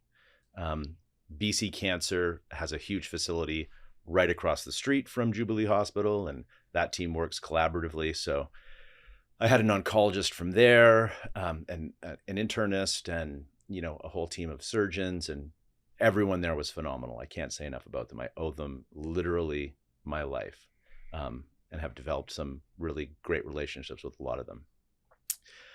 When it comes to the oncology side, great oncologist, nice fellow, but like many oncologists, his hands were completely tied in that he's bound by law to recommend and administer standard of care. And so in the exploration of this as an alternative, he had to sort of bow out. But we were able to maintain a relationship. We were able to continue to communicate. They continue to provide scans even to this day to follow the progress of what I'm doing. More recently, they've actually taken the protocol, my data, the HRF case study, they've added it to the file. And we've begun to have very interesting conversations around what's possible. But it's very difficult. And I think a lot of people watching who are in a similar situation that I was are going to have to figure out how to navigate their oncologist and the medical community, because this is not part of the standard of care. It's something that they can lose their license if they recommend. And so your team becomes people that are brave enough to put themselves out, like HRF and Dr. Howard and Daniel. Of course, if you're as lucky as I am to have a wife like I do, who's incredibly gifted at the pragmatic organization of the things that it takes that you have to do every day, the things you have to eat, the drugs you need to take, where you need to be. And of course, all the family and friends that are going to be there to support you financially and emotionally. And it takes a whole village. And hearing your story initially when we chatted, it reminded me that a big part of Seyfried's protocol and why he feels hesitant to get into the deep weeds on podcasts and platforms is he doesn't want to give a sense of false hope. Many people who are diagnosed with cancer or are in a situation where they have a loved one who is diagnosed, because of this world that we live in standard of care, we're very used to, hey, go to this hospital. Right. And then they're going to be the decision makers. They're going to tell you what to do. They're going to tell you what not to do. And largely you just show up. Right. This is the opposite. And here, this is fundamentally the opposite. Right. You are truly the CEO of your own health. That's right. and you had these different individuals that were there supporting you. Even some people, as you mentioned, your oncology team and your oncologist, who was a nice individual, but whose hands were bound. Right. I had a very similar situation in my mom's case with breast cancer. Essentially, they said, listen, there's no research on this. This is often what a lot of people hear. Mm-hmm. And maybe even in some instances, these things may be harmful, right? Again, that's kind of a standard thing that you often hear from very well-meaning individuals. Misunderstandings, right? And not only do patients not walk away with encouragement, sometimes they can walk away with discouragement. Absolutely. That's there. Absolutely. Largely, though, in many individuals' positions, and this was the case for you, as you, with the supportive team that you had, including the individuals here, you went down the pathway, you went down the protocol, and when it came time to retesting, your traditional oncology team was a team that retested you, got the PET scans done, and they came back and they shared something, which was, I don't know how this is happening. Absolutely. I don't know why this is working, but I guess whatever you're doing, keep on going. Doing it. Yeah, exactly. Yeah. Yeah. We organized very quickly the first protocol. And when I say I did 4 protocols, I really mean there's the constant press of glucose inhibition, but we pulse these 21-day cycles of DON and hyperbarics very aggressively. And so each one of those we sort of count as a protocol.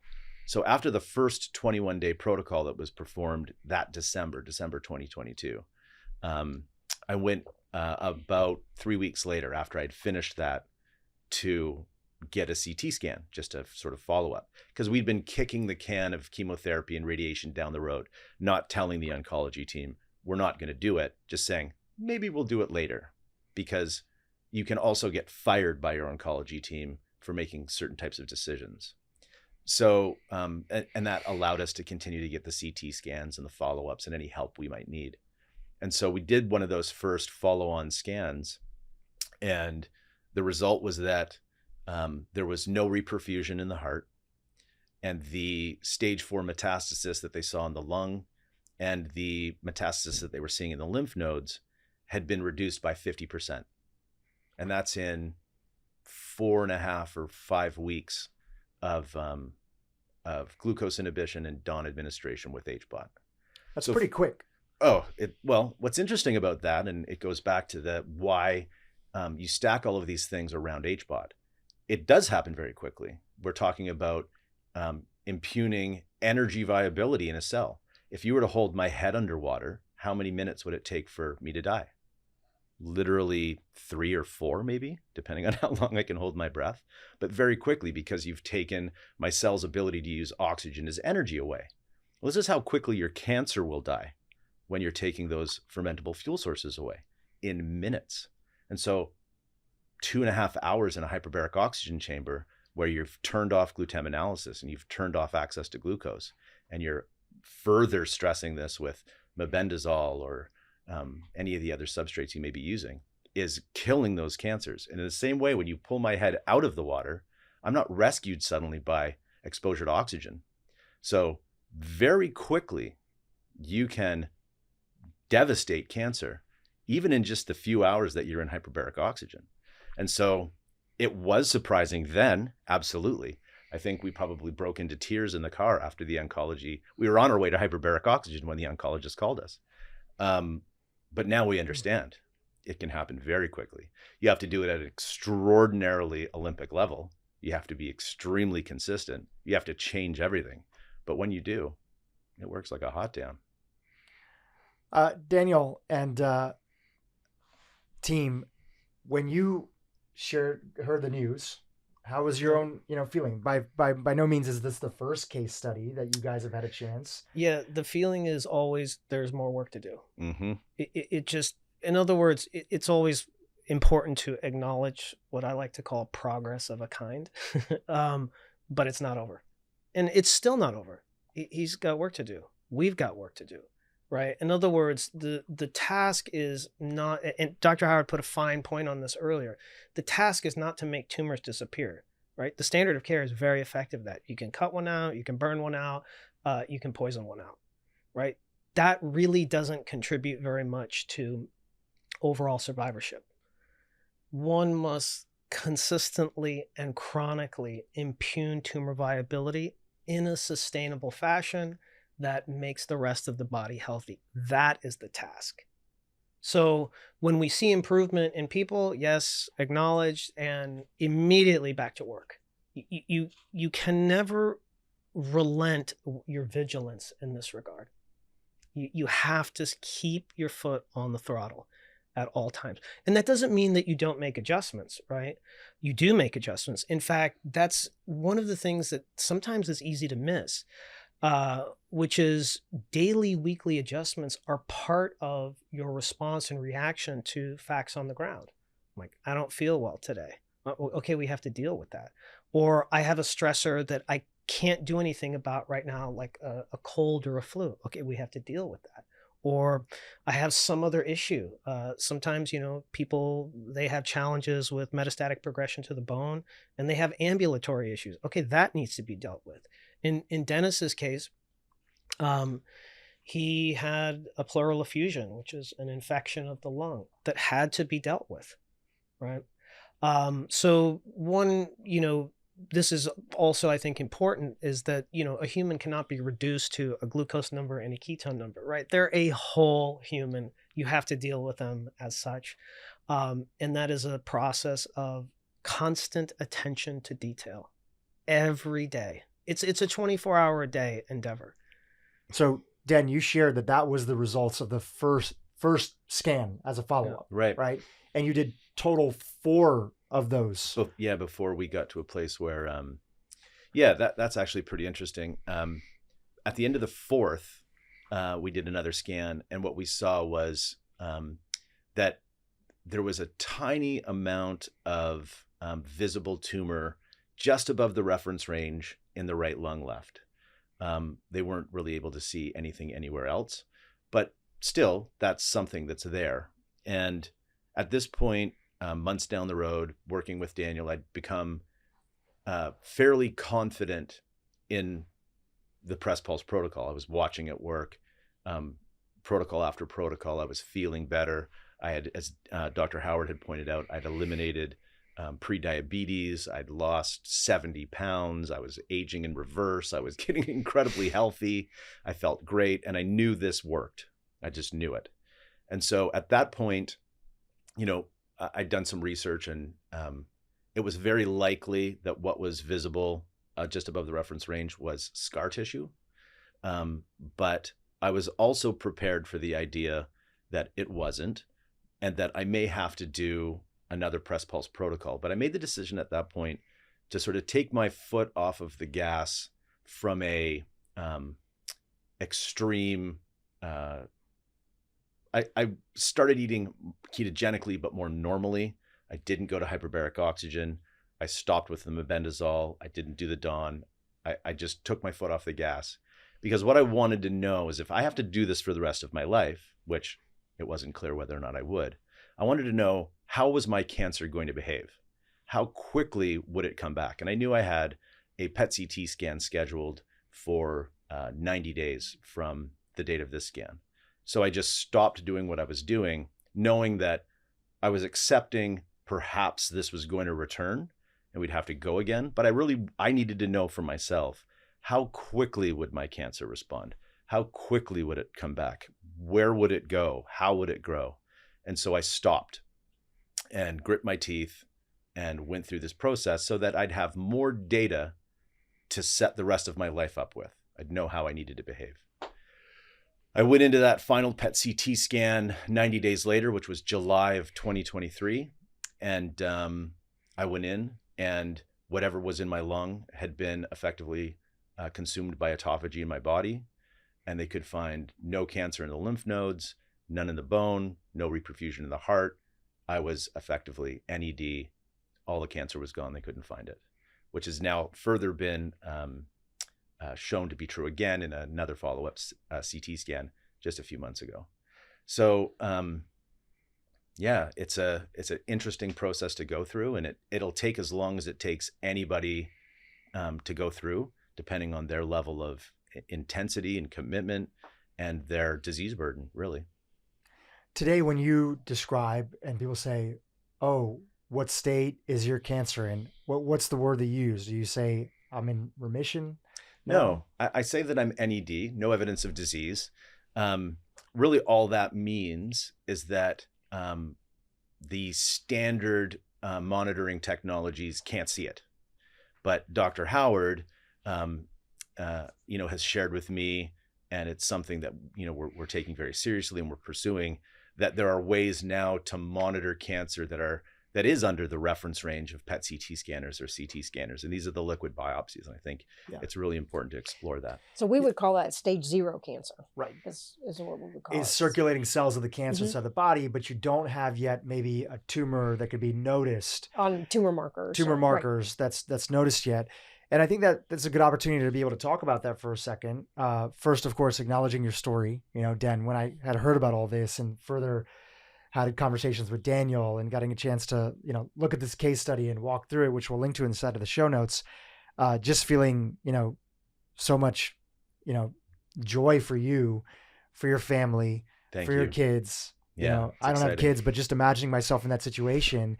And then also excitement for the larger community that's there that, hey, this is another brick that's being laid of an example of somebody successfully following the Seyfried protocol. Right.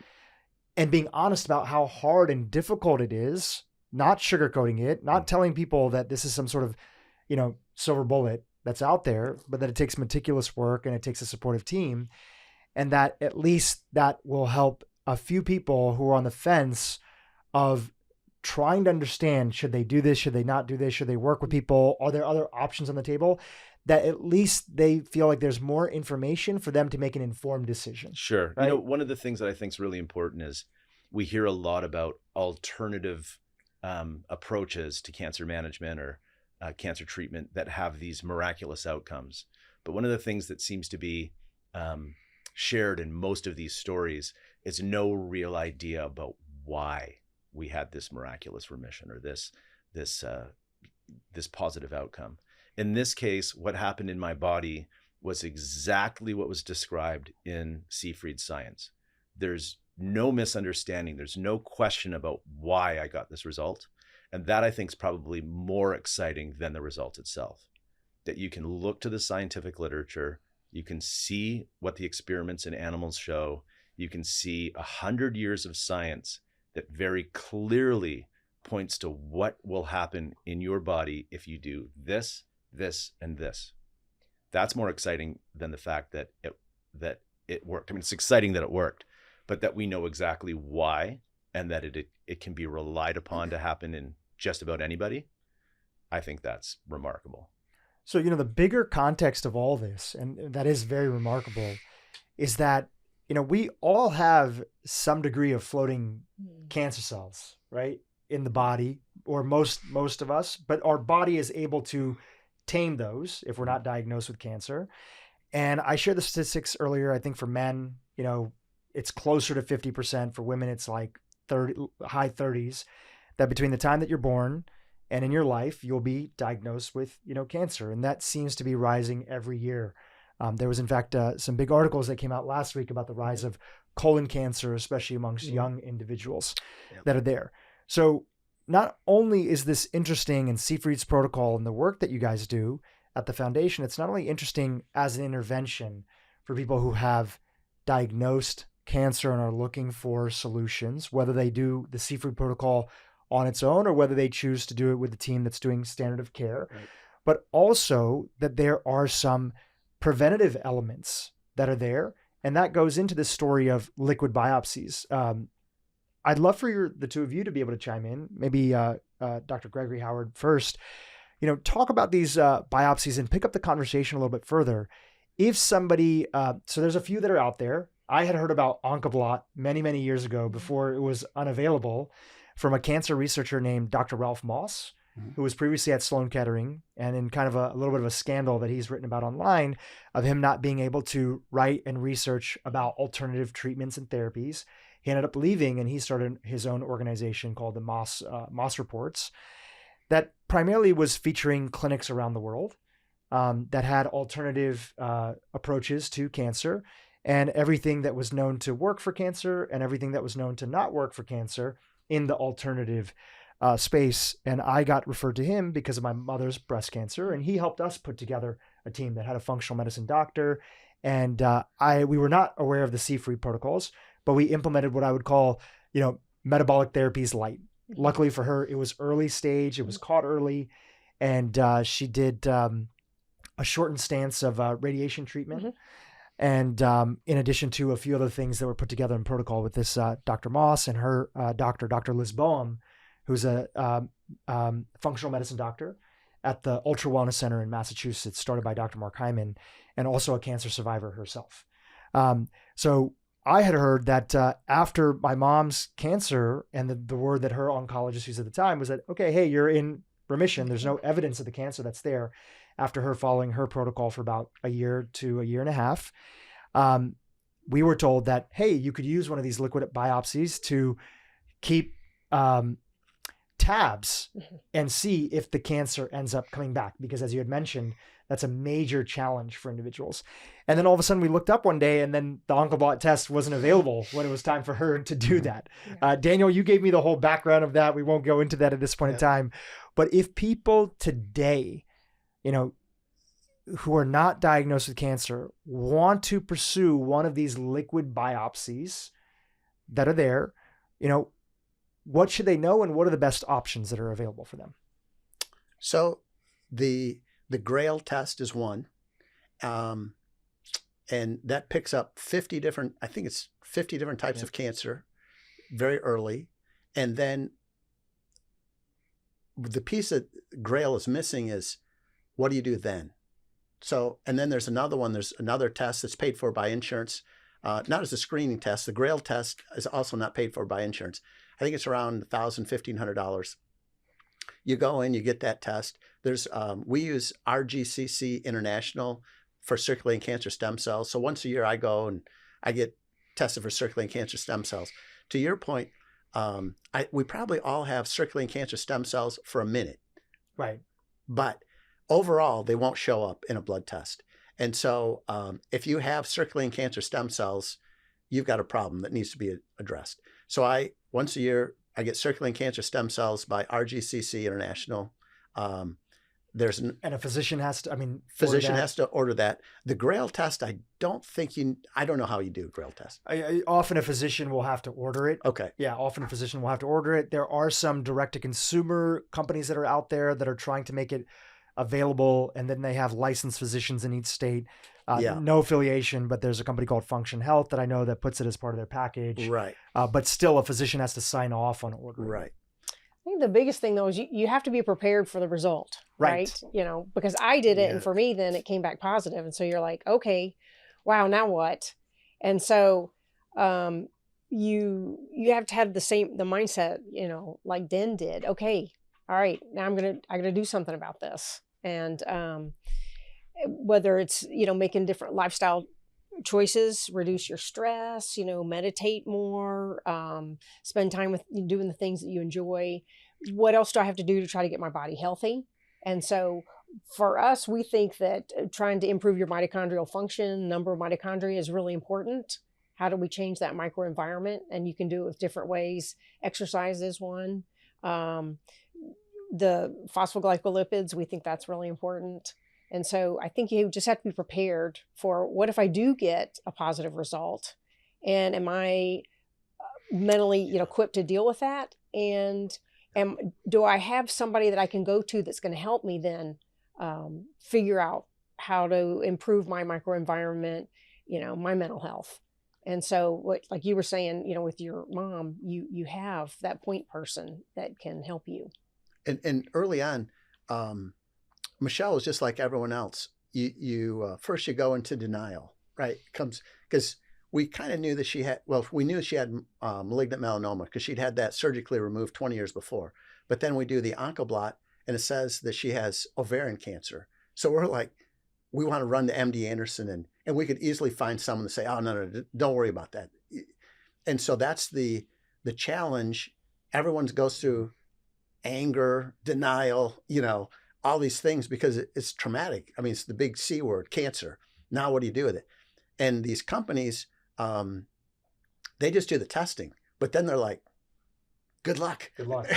And so, then you need people like us that know what to do. And we didn't know what to do. We were playing around with this, that, and the other thing. And there's many, many ways, and it's much easier to keep cancer under control and prevent a recurrence. I mean, there's a lot of ways. And for instance, someone about 6 years ago, Major League Baseball player, been in the major leagues for 30 years. He had all the resources in the world. He had prostate removed 2 years, and they said 100%, it's not coming back. We robotically removed it. You're good to go.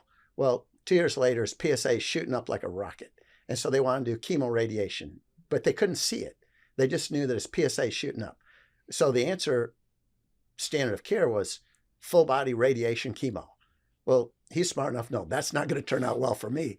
And so he contacted me and says, hey, I'll give you 6 weeks.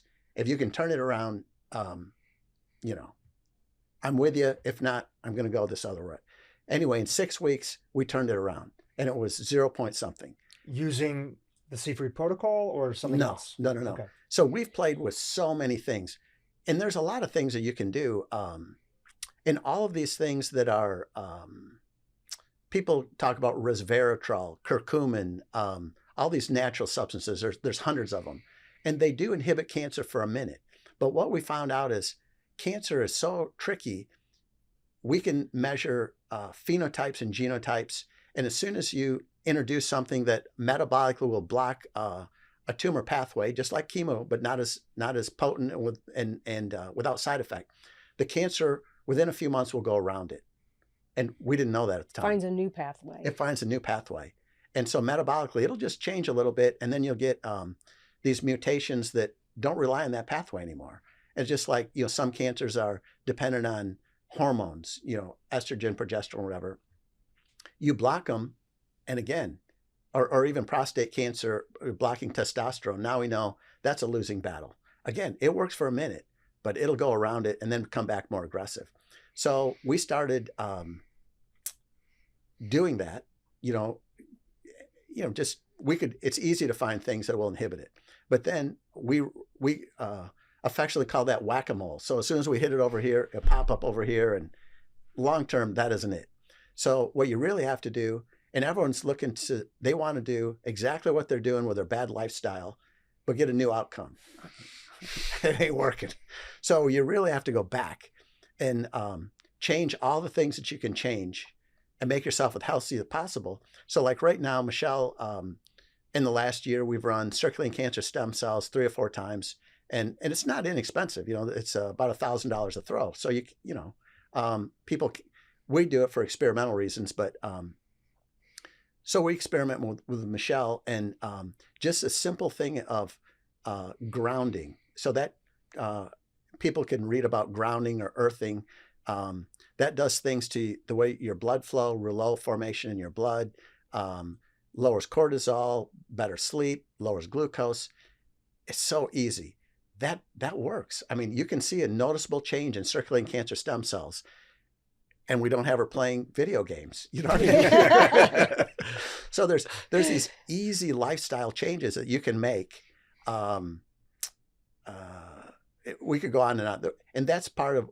We're investigating all these different things, and we're trying to find the easiest thing so people don't have a recurrence. The other thing, we use a hair analysis, and we can pick out supplements that will balance our autonomic nervous system. So that's a big word, autonomic nervous system. What is that?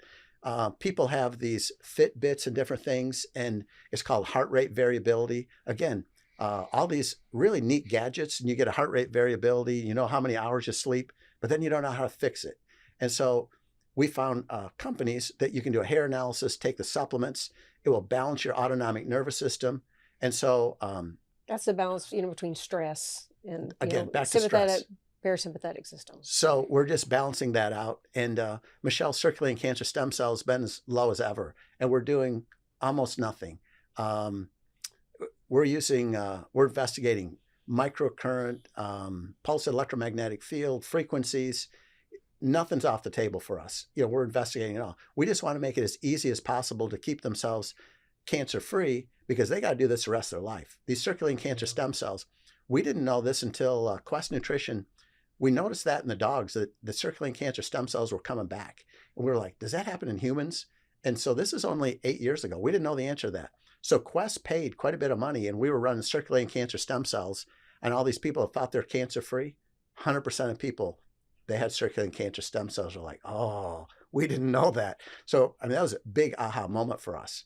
And so then there's these 18 million people running around thinking, I'm cancer-free. No, not really. You're only as good as your immune system. And so, yeah, we could help. And that goes back to, we need a branch of oncology for those people, because the doctors don't know, how to keep it under control. But so they can easily learn it.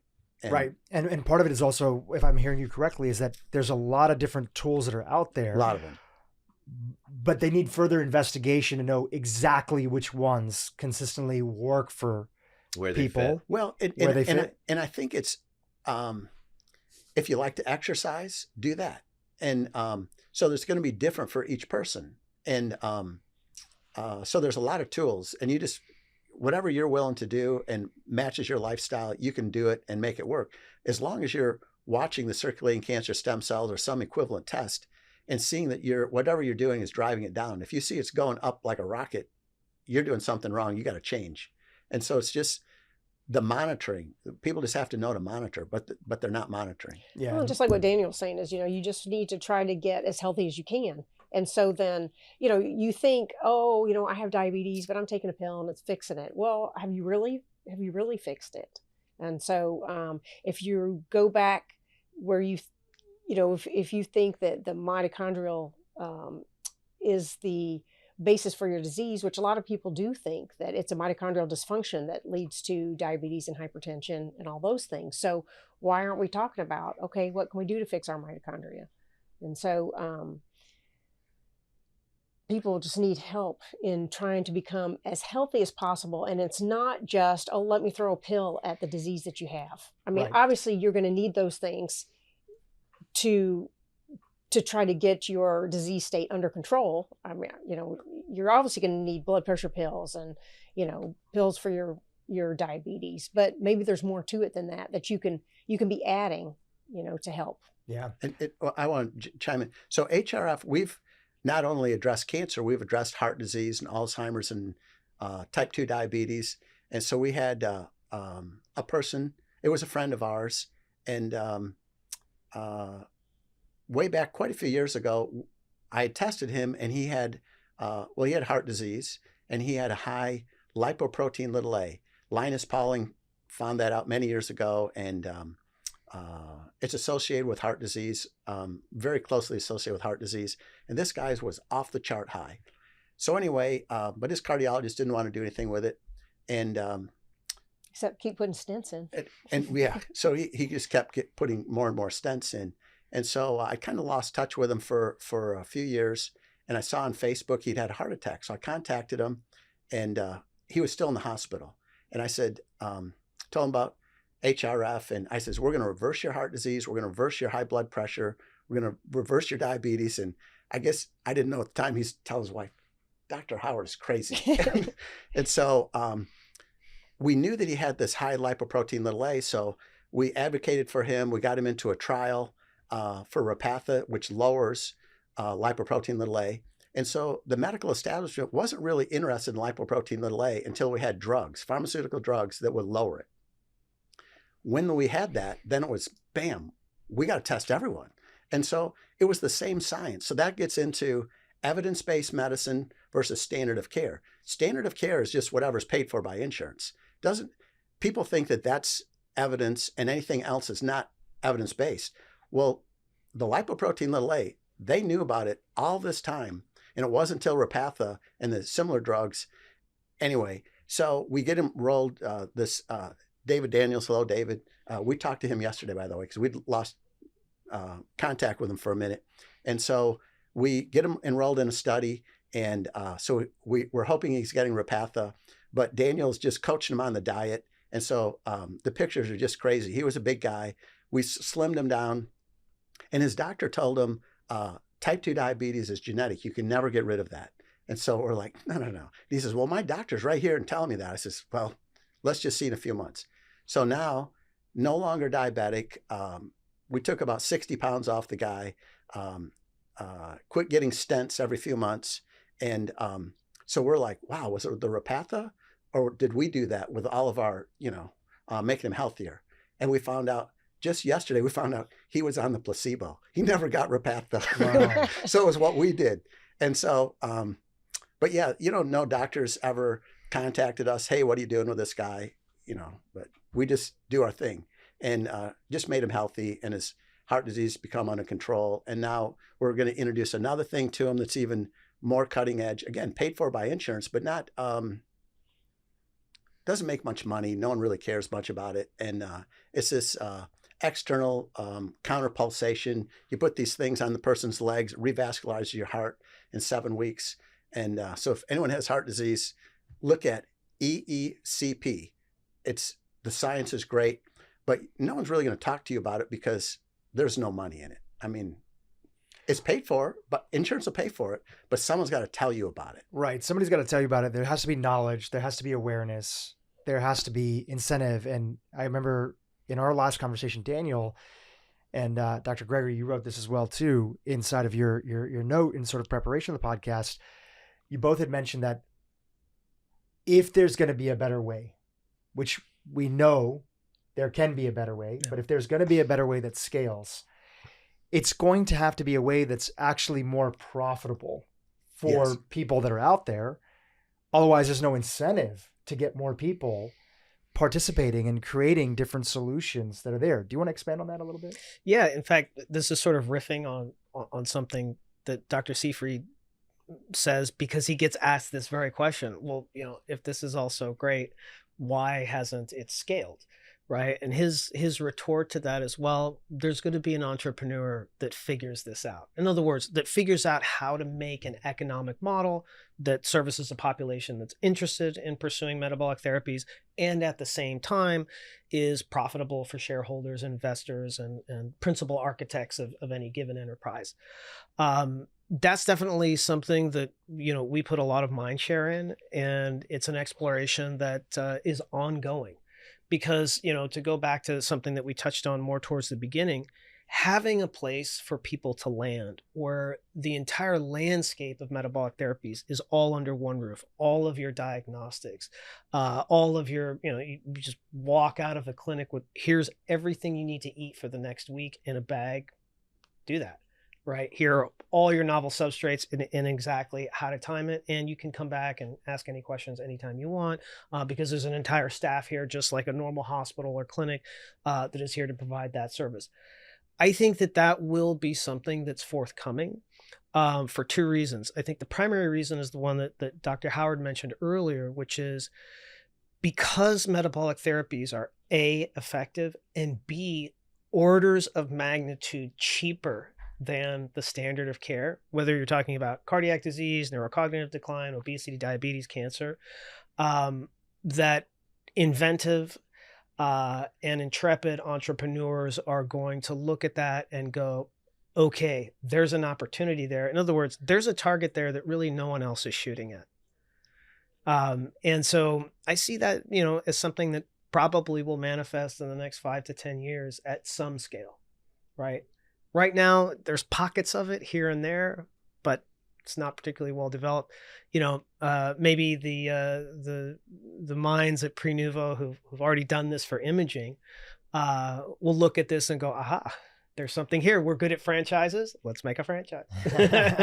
Well, it's an exciting time because, as you were mentioning earlier, Dr. Howard, that it's not like, sure, there's context that the metabolic therapy as is related to cancer, the Seyfried protocol that Den, you followed, that's specifically for cancer, right? But there are themes inside of there that are going to be supportive for somebody's heart health or metabolic health.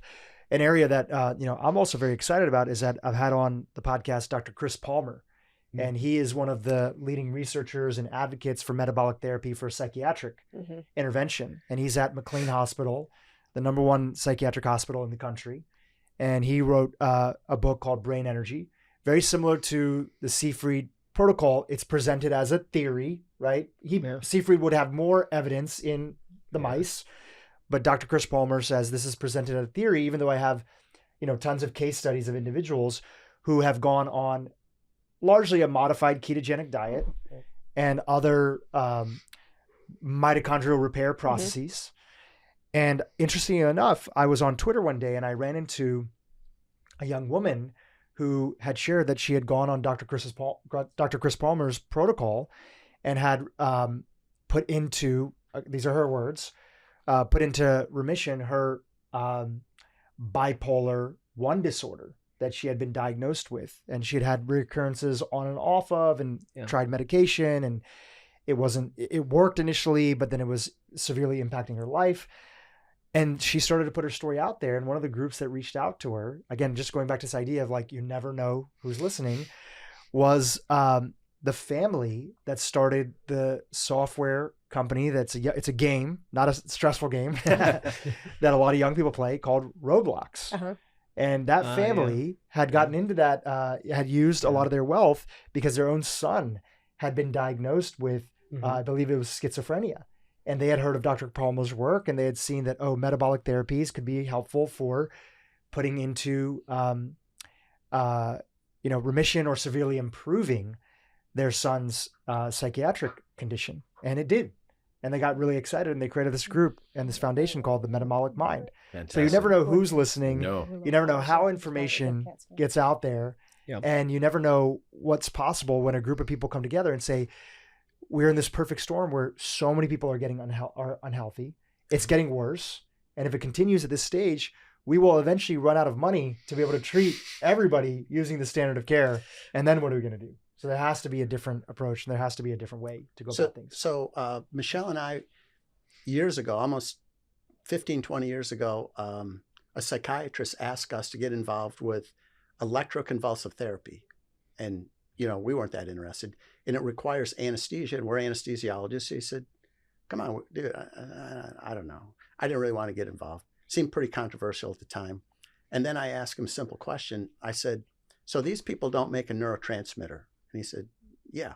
So you give them a pill, so it makes them make a neurotransmitter. Yeah. I said, why don't they make their own? He goes, I don't know. I said, all right, now I'm in. I says, I'm your guy. I'm going to do anesthesia. And I says, before we're done, I'm going to figure out why treatment-resistant depression, so 30% of the people that are on an antidepressant, doesn't work. I'm going to figure that out. So we took 200 patients, $5,000 worth of labs on 200 patients, just to see what would happen. All kinds of inflammatory markers, this, that, and the other thing, genetic markers, everything that people had postulated. Vitamin D, but $5,000 worth of labs on 200 people. And what hit was inflammation. Off the chart, 98% was inflammation. So I'm like, wow, what does inflammation do to the blood, cerebral blood flow? And so within hours, I kind of knew the answer. So the answer was this high inflammation clumped up the blood, and you can see that on a peripheral smear. Put blood under a microscope, and it'll clump real quick. So I'm like, wow, this is kind of an interesting question. What is the cerebral blood flow on someone with depression, bipolar, or all types of mental illness? And their cerebral blood flow is decreased 30%. 30% decreased blood flow, but certain areas of the brain. So I'm like, wow. So I was a pharmacist before I went to medical school. I'm like, I think a magnesium infusion is going to work. And so then I looked, magnesium was already in their literature. In fact, the early studies on magnesium are better than any antidepressant out there. So I'm like, well, let's just combine electroconvulsive therapy with a magnesium infusion. It worked. So now we've done roughly 70,000 treatments, and it's being done at Springstone hospitals. It's a franchise of psychiatric hospitals, but we started at one, and then it moved to others. And so, again, it's just all about reimbursement. So the best thing would be for mental illness would be cheaply a magnesium infusion, but there's zero reimbursement for a magnesium infusion. But going back to what you were saying about diet, though, and that would relate to the inflammation. And so sure, ketogenic diet is going to reduce inflammation. Your blood will be less sticky. It's going to perfuse the areas that need to be producing these neurotransmitters. And so... And of those 200 patients... Probably what's... Yeah, Help them contribute. we work backwards like an internal medicine doctor should, and said, why do they have this inflammation? So we found everything from autoimmune disease, that would be rheumatoid arthritis, Sjogren's, and so simple blood tests. A lot of people with bad teeth. Bad teeth, Yeah.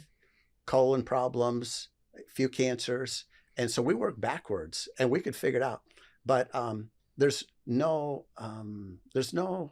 real reimbursement for this investigative field of medicine. And so, but it could be done again. But the real money and the hospitals and everyone involved, they wanted to do the procedure, which was the electroconvulsive therapy. But when we combined it with magnesium infusion, that's when it really worked great. Yeah. I think the reimbursement and a changing way that healthcare is practiced in this, country especially, is going to be a big part of, setting up different possibilities. And most likely, as you mentioned, Daniel, it's going to happen through, a combination of, traditional healthcare and some entrepreneurial spirit of people coming up with other solutions that are there. Yeah. As we're winding down here on time in our podcast together, I wanted to use our last bit of time that we have here to talk about sort of thoughts of what this journey, not just Den's story, but bringing it back to cancer, which is why probably a lot of people here are listening.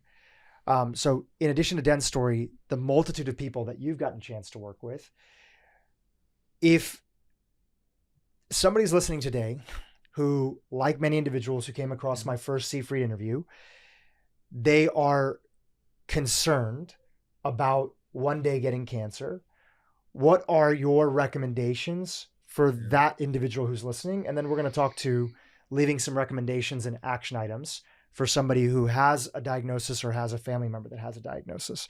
So maybe Daniel, if you want to kick us off, for somebody who's wanting to be proactive, a few things that are there that you want to leave them with action items wise, when it comes to limiting their likelihood of developing this in the first place, or at least getting a chance to catch it early.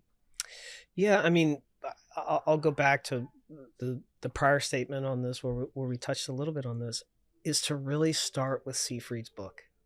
And the reason I would offer that as a point of departure is because, firstly, it's written in a very lawyerly style, right? So the evidence is presented, evidence is supported, evidence is recapitulated, right?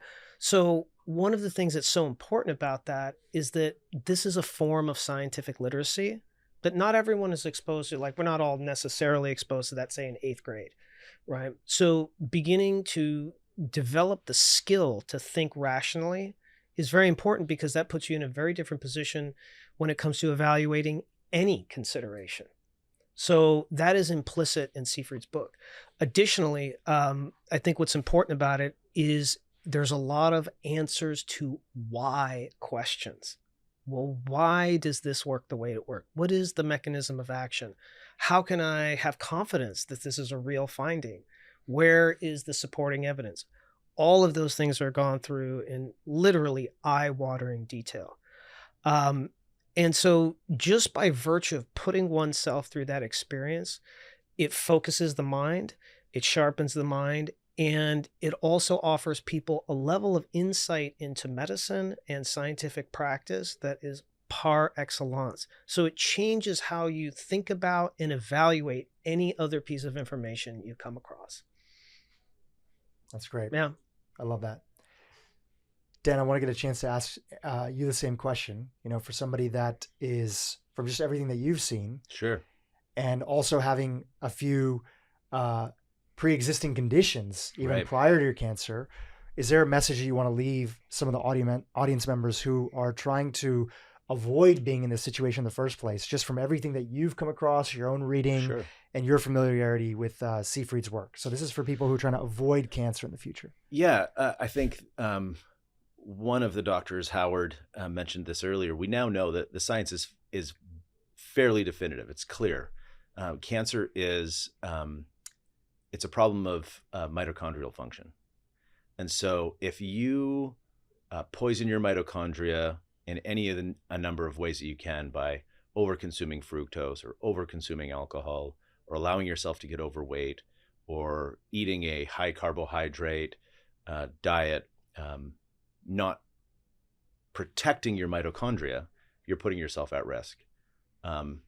You can look at the other side of that coin, which is what I'm going to recommend, which is protect your mitochondria. Do things to improve the size, the efficiency, and the number of mitochondria you have. And there are any number of things to do that. Cold water exposure, hyperbaric oxygen, phospholipids, any number of things you can do. It's easy to find.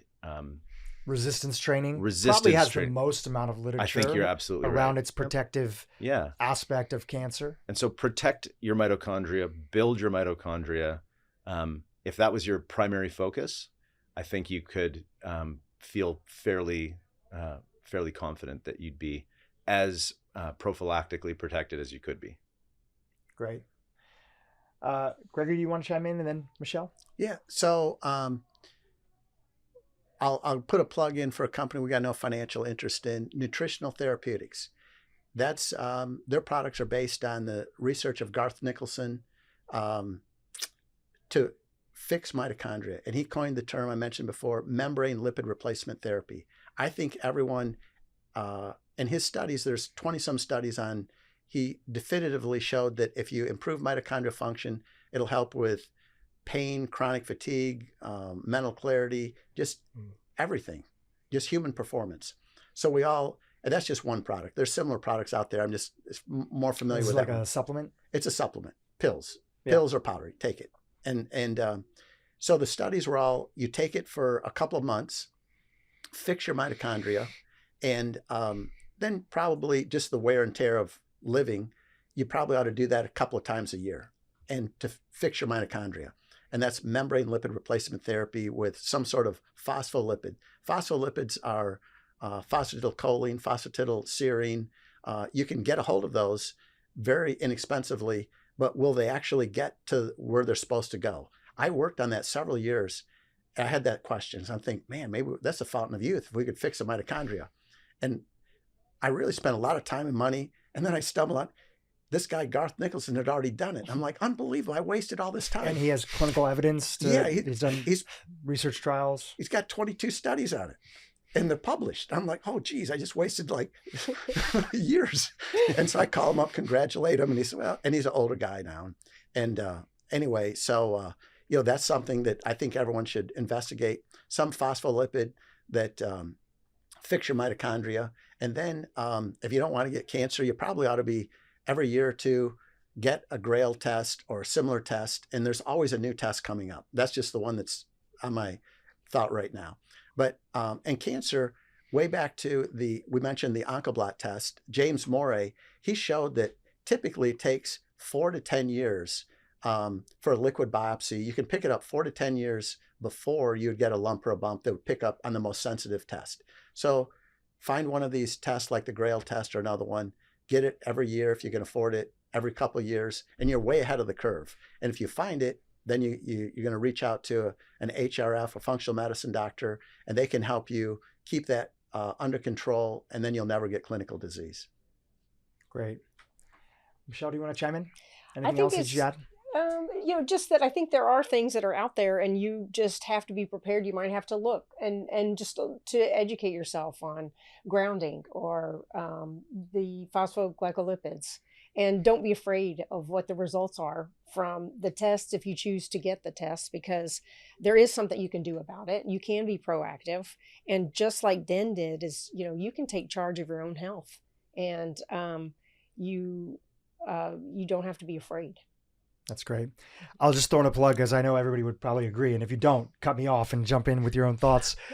A lot of the new innovative things get a lot of attention for good reasons, right? And a lot of the fun things. And I'm a fan of grounding. I like to combine, I like habit stacking. I'll do my grounding with a little bit of morning sunlight or evening sunlight, kind of get it all together. And we should never overlook the basics of, regular good sleep, resistance training, which most people are not doing any aspects of, fundamental aspects of core metabolic health, making sure that we try to keep our, A1C, glucose, fasting insulin in a good range, and of course, a supportive community whether that's a church that you're a part of, or a friend group, or a tribe, and how protective those aspects and relationships can have. And then the last one I'd add in is we've done a few episodes on the importance of just minimizing our just total toxic burden. And from all the products, the chemicals that are in the environment, those are all very straightforward things that we can get a chance to do, and are foundational, that we can combine all those things together. So just wanted to give a little shout out to that. Lastly, as we end off over here, just any kind of final words, and especially keeping in mind the individual, knowing the type of audience that finds these episodes, especially on YouTube, is oftenly and unfortunately somebody who themselves has recently been diagnosed, or their own family member, and feels like they're just trying to stop their head from spinning, get oriented, get grounded a little bit, find a sense of hope, direction. What do you want to share for that individual who's listening? I'll go in reverse order here. Dr. Michelle Howard, if you want to chime in first. I think just what Daniel said is you've got to start with Seyfried's book, Cancer is a Metabolic Disease, because you've got to educate yourself. And then you can, I think, maybe just understand cancer a little bit better, because, cancer it's just a scary word. And so I think people get a little bit paralyzed by that. But I think knowledge is power. And so if you can get knowledge, then you can start asking the questions. And when people say, oh, you need to do this treatment or that treatment, you could say, okay, tell me more about that. What are the studies that you have that support that? How is that going to really change my outcome, at 1 year, 2 year, 5 year, because that's the survival rates that people always talk about. But when you have knowledge, I think that you can ask better questions. Gregory? Well, and people can call HRF, and we'll do our best to get to them. And a lot of times we ask, what part of the country, what part of the world are you in? And we'll know people, in different parts of the world that we can get them in contact with, that know our protocol. And so, yeah, give us a shout. Our website, well, you're probably going to give our website. You can mention it too. myhrf.org. And it's Hippocrates Research Foundation. There's a couple of nonprofit Hippocrates Research Foundation, and but that's our web address. And but give us a shout, and we'll help you the best we can. Great, Daniel. Well, I'm tempted to continue, because Michelle picked up on the education theme, which I think is fundamental, but something that hope is it's a dicey term. Please talk about right? it. Talk about it. Why? Because false hope is a cruelty, right? Wishful thinking, illusory thinking will move one backwards. And so hope that derives from a deep understanding of facts is appropriate. But hope that stems from wishful thinking will definitively move one backwards. So gaining the perspective, the skill, and the insight to delineate between those two things is a determinative element of being able to anticipate success. And so taking the time to really think about that as deeply as one can, I think will be very serviceable to a lot of people who are exactly in the position that you've just mentioned. I've just got this horrible news.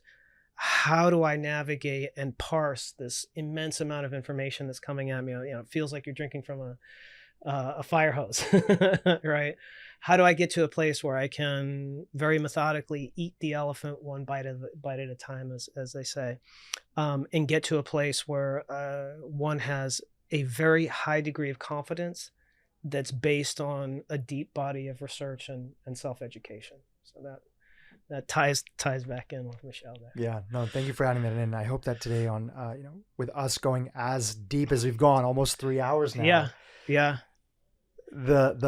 My hope and goal for the conversation was, as much as possible within that time period, be as real about the difficulties.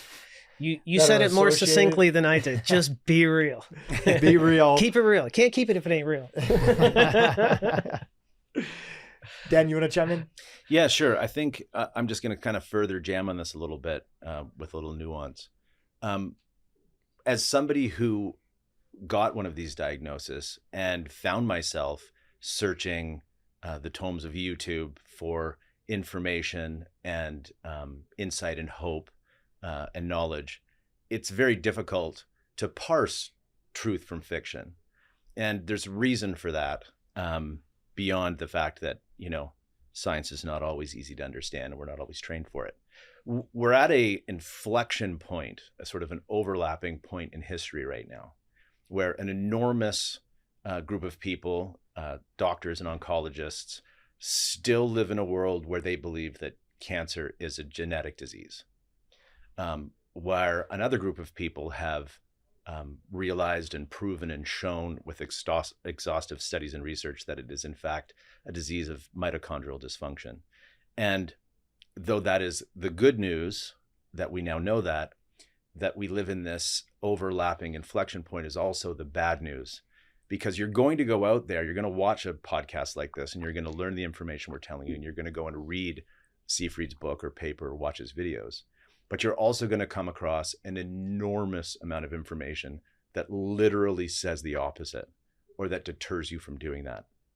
And so I hope that a video like this and a story like mine and the stories that you've heard from the doctors Howard and from Daniel can help to point you in a direction that is going to deliver you to a place where you can access truth and not be duped. This type of media is incredibly important, specifically for that end. Understand, I live in a world where we understand what cancer is, and we've been able to apply that science to therapies that can resolve it. And all you need to do is to read that science to join us. And in the future, everyone will be using metabolic therapies. Cancer will not be the horrible death sentence and the terrible tragedy that it has been for the last however many hundreds of years. We're just happy to be a part of making that happen. But you need to understand that it's going to be confusing out there as you read and look and hear what people are telling you to do. But please, if my story can be anything, let it be proof that Thomas Seyfried is right, that metabolic therapies work, and that, the outcomes that you're staring down the barrel of don't have to be the way it is. Well, I want to thank everybody here for joining on the podcast today. And it was truly an honor to try to do my best job to at least host and bring out the incredible information. Den, of course, first with your incredible story that you shared with me and reaching out to us. I really appreciate that. And then getting a chance to connect me with Daniel. And Daniel, you sharing about the background, all the incredible work that you guys have done, first with dogs, and then the case studies of human beings and the role that you want to play in this larger community of helping people understand and see the bricks by bricks and the case studies that you're putting out there. And Doctors Gregory and Michelle Howard sharing both your individual story and journey with cancer, as well as what the new frontier will have to look like if we're going to get to a place where these modalities are more accessible. It's been a tremendous pleasure to have you all here and getting a chance to host this conversation. So thank you all. Thank you. And we'll make sure that we have all the links for your websites and the recommended books and different therapeutics that were mentioned below, and your blog, if people want to check it out. Yeah, great. selfrescuesociety.org. Yeah, we'll have all those links in the show notes. Thank you all so much for being part of the conversation. Thank you. Tremendous. Thank you. Thanks. Hey, YouTube, if you enjoyed what you just saw, keep watching for more great content on how to improve your brain and your life. The very organization that sponsors hundreds of millions of dollars in research support is of the opinion that cancer is something other than what it is.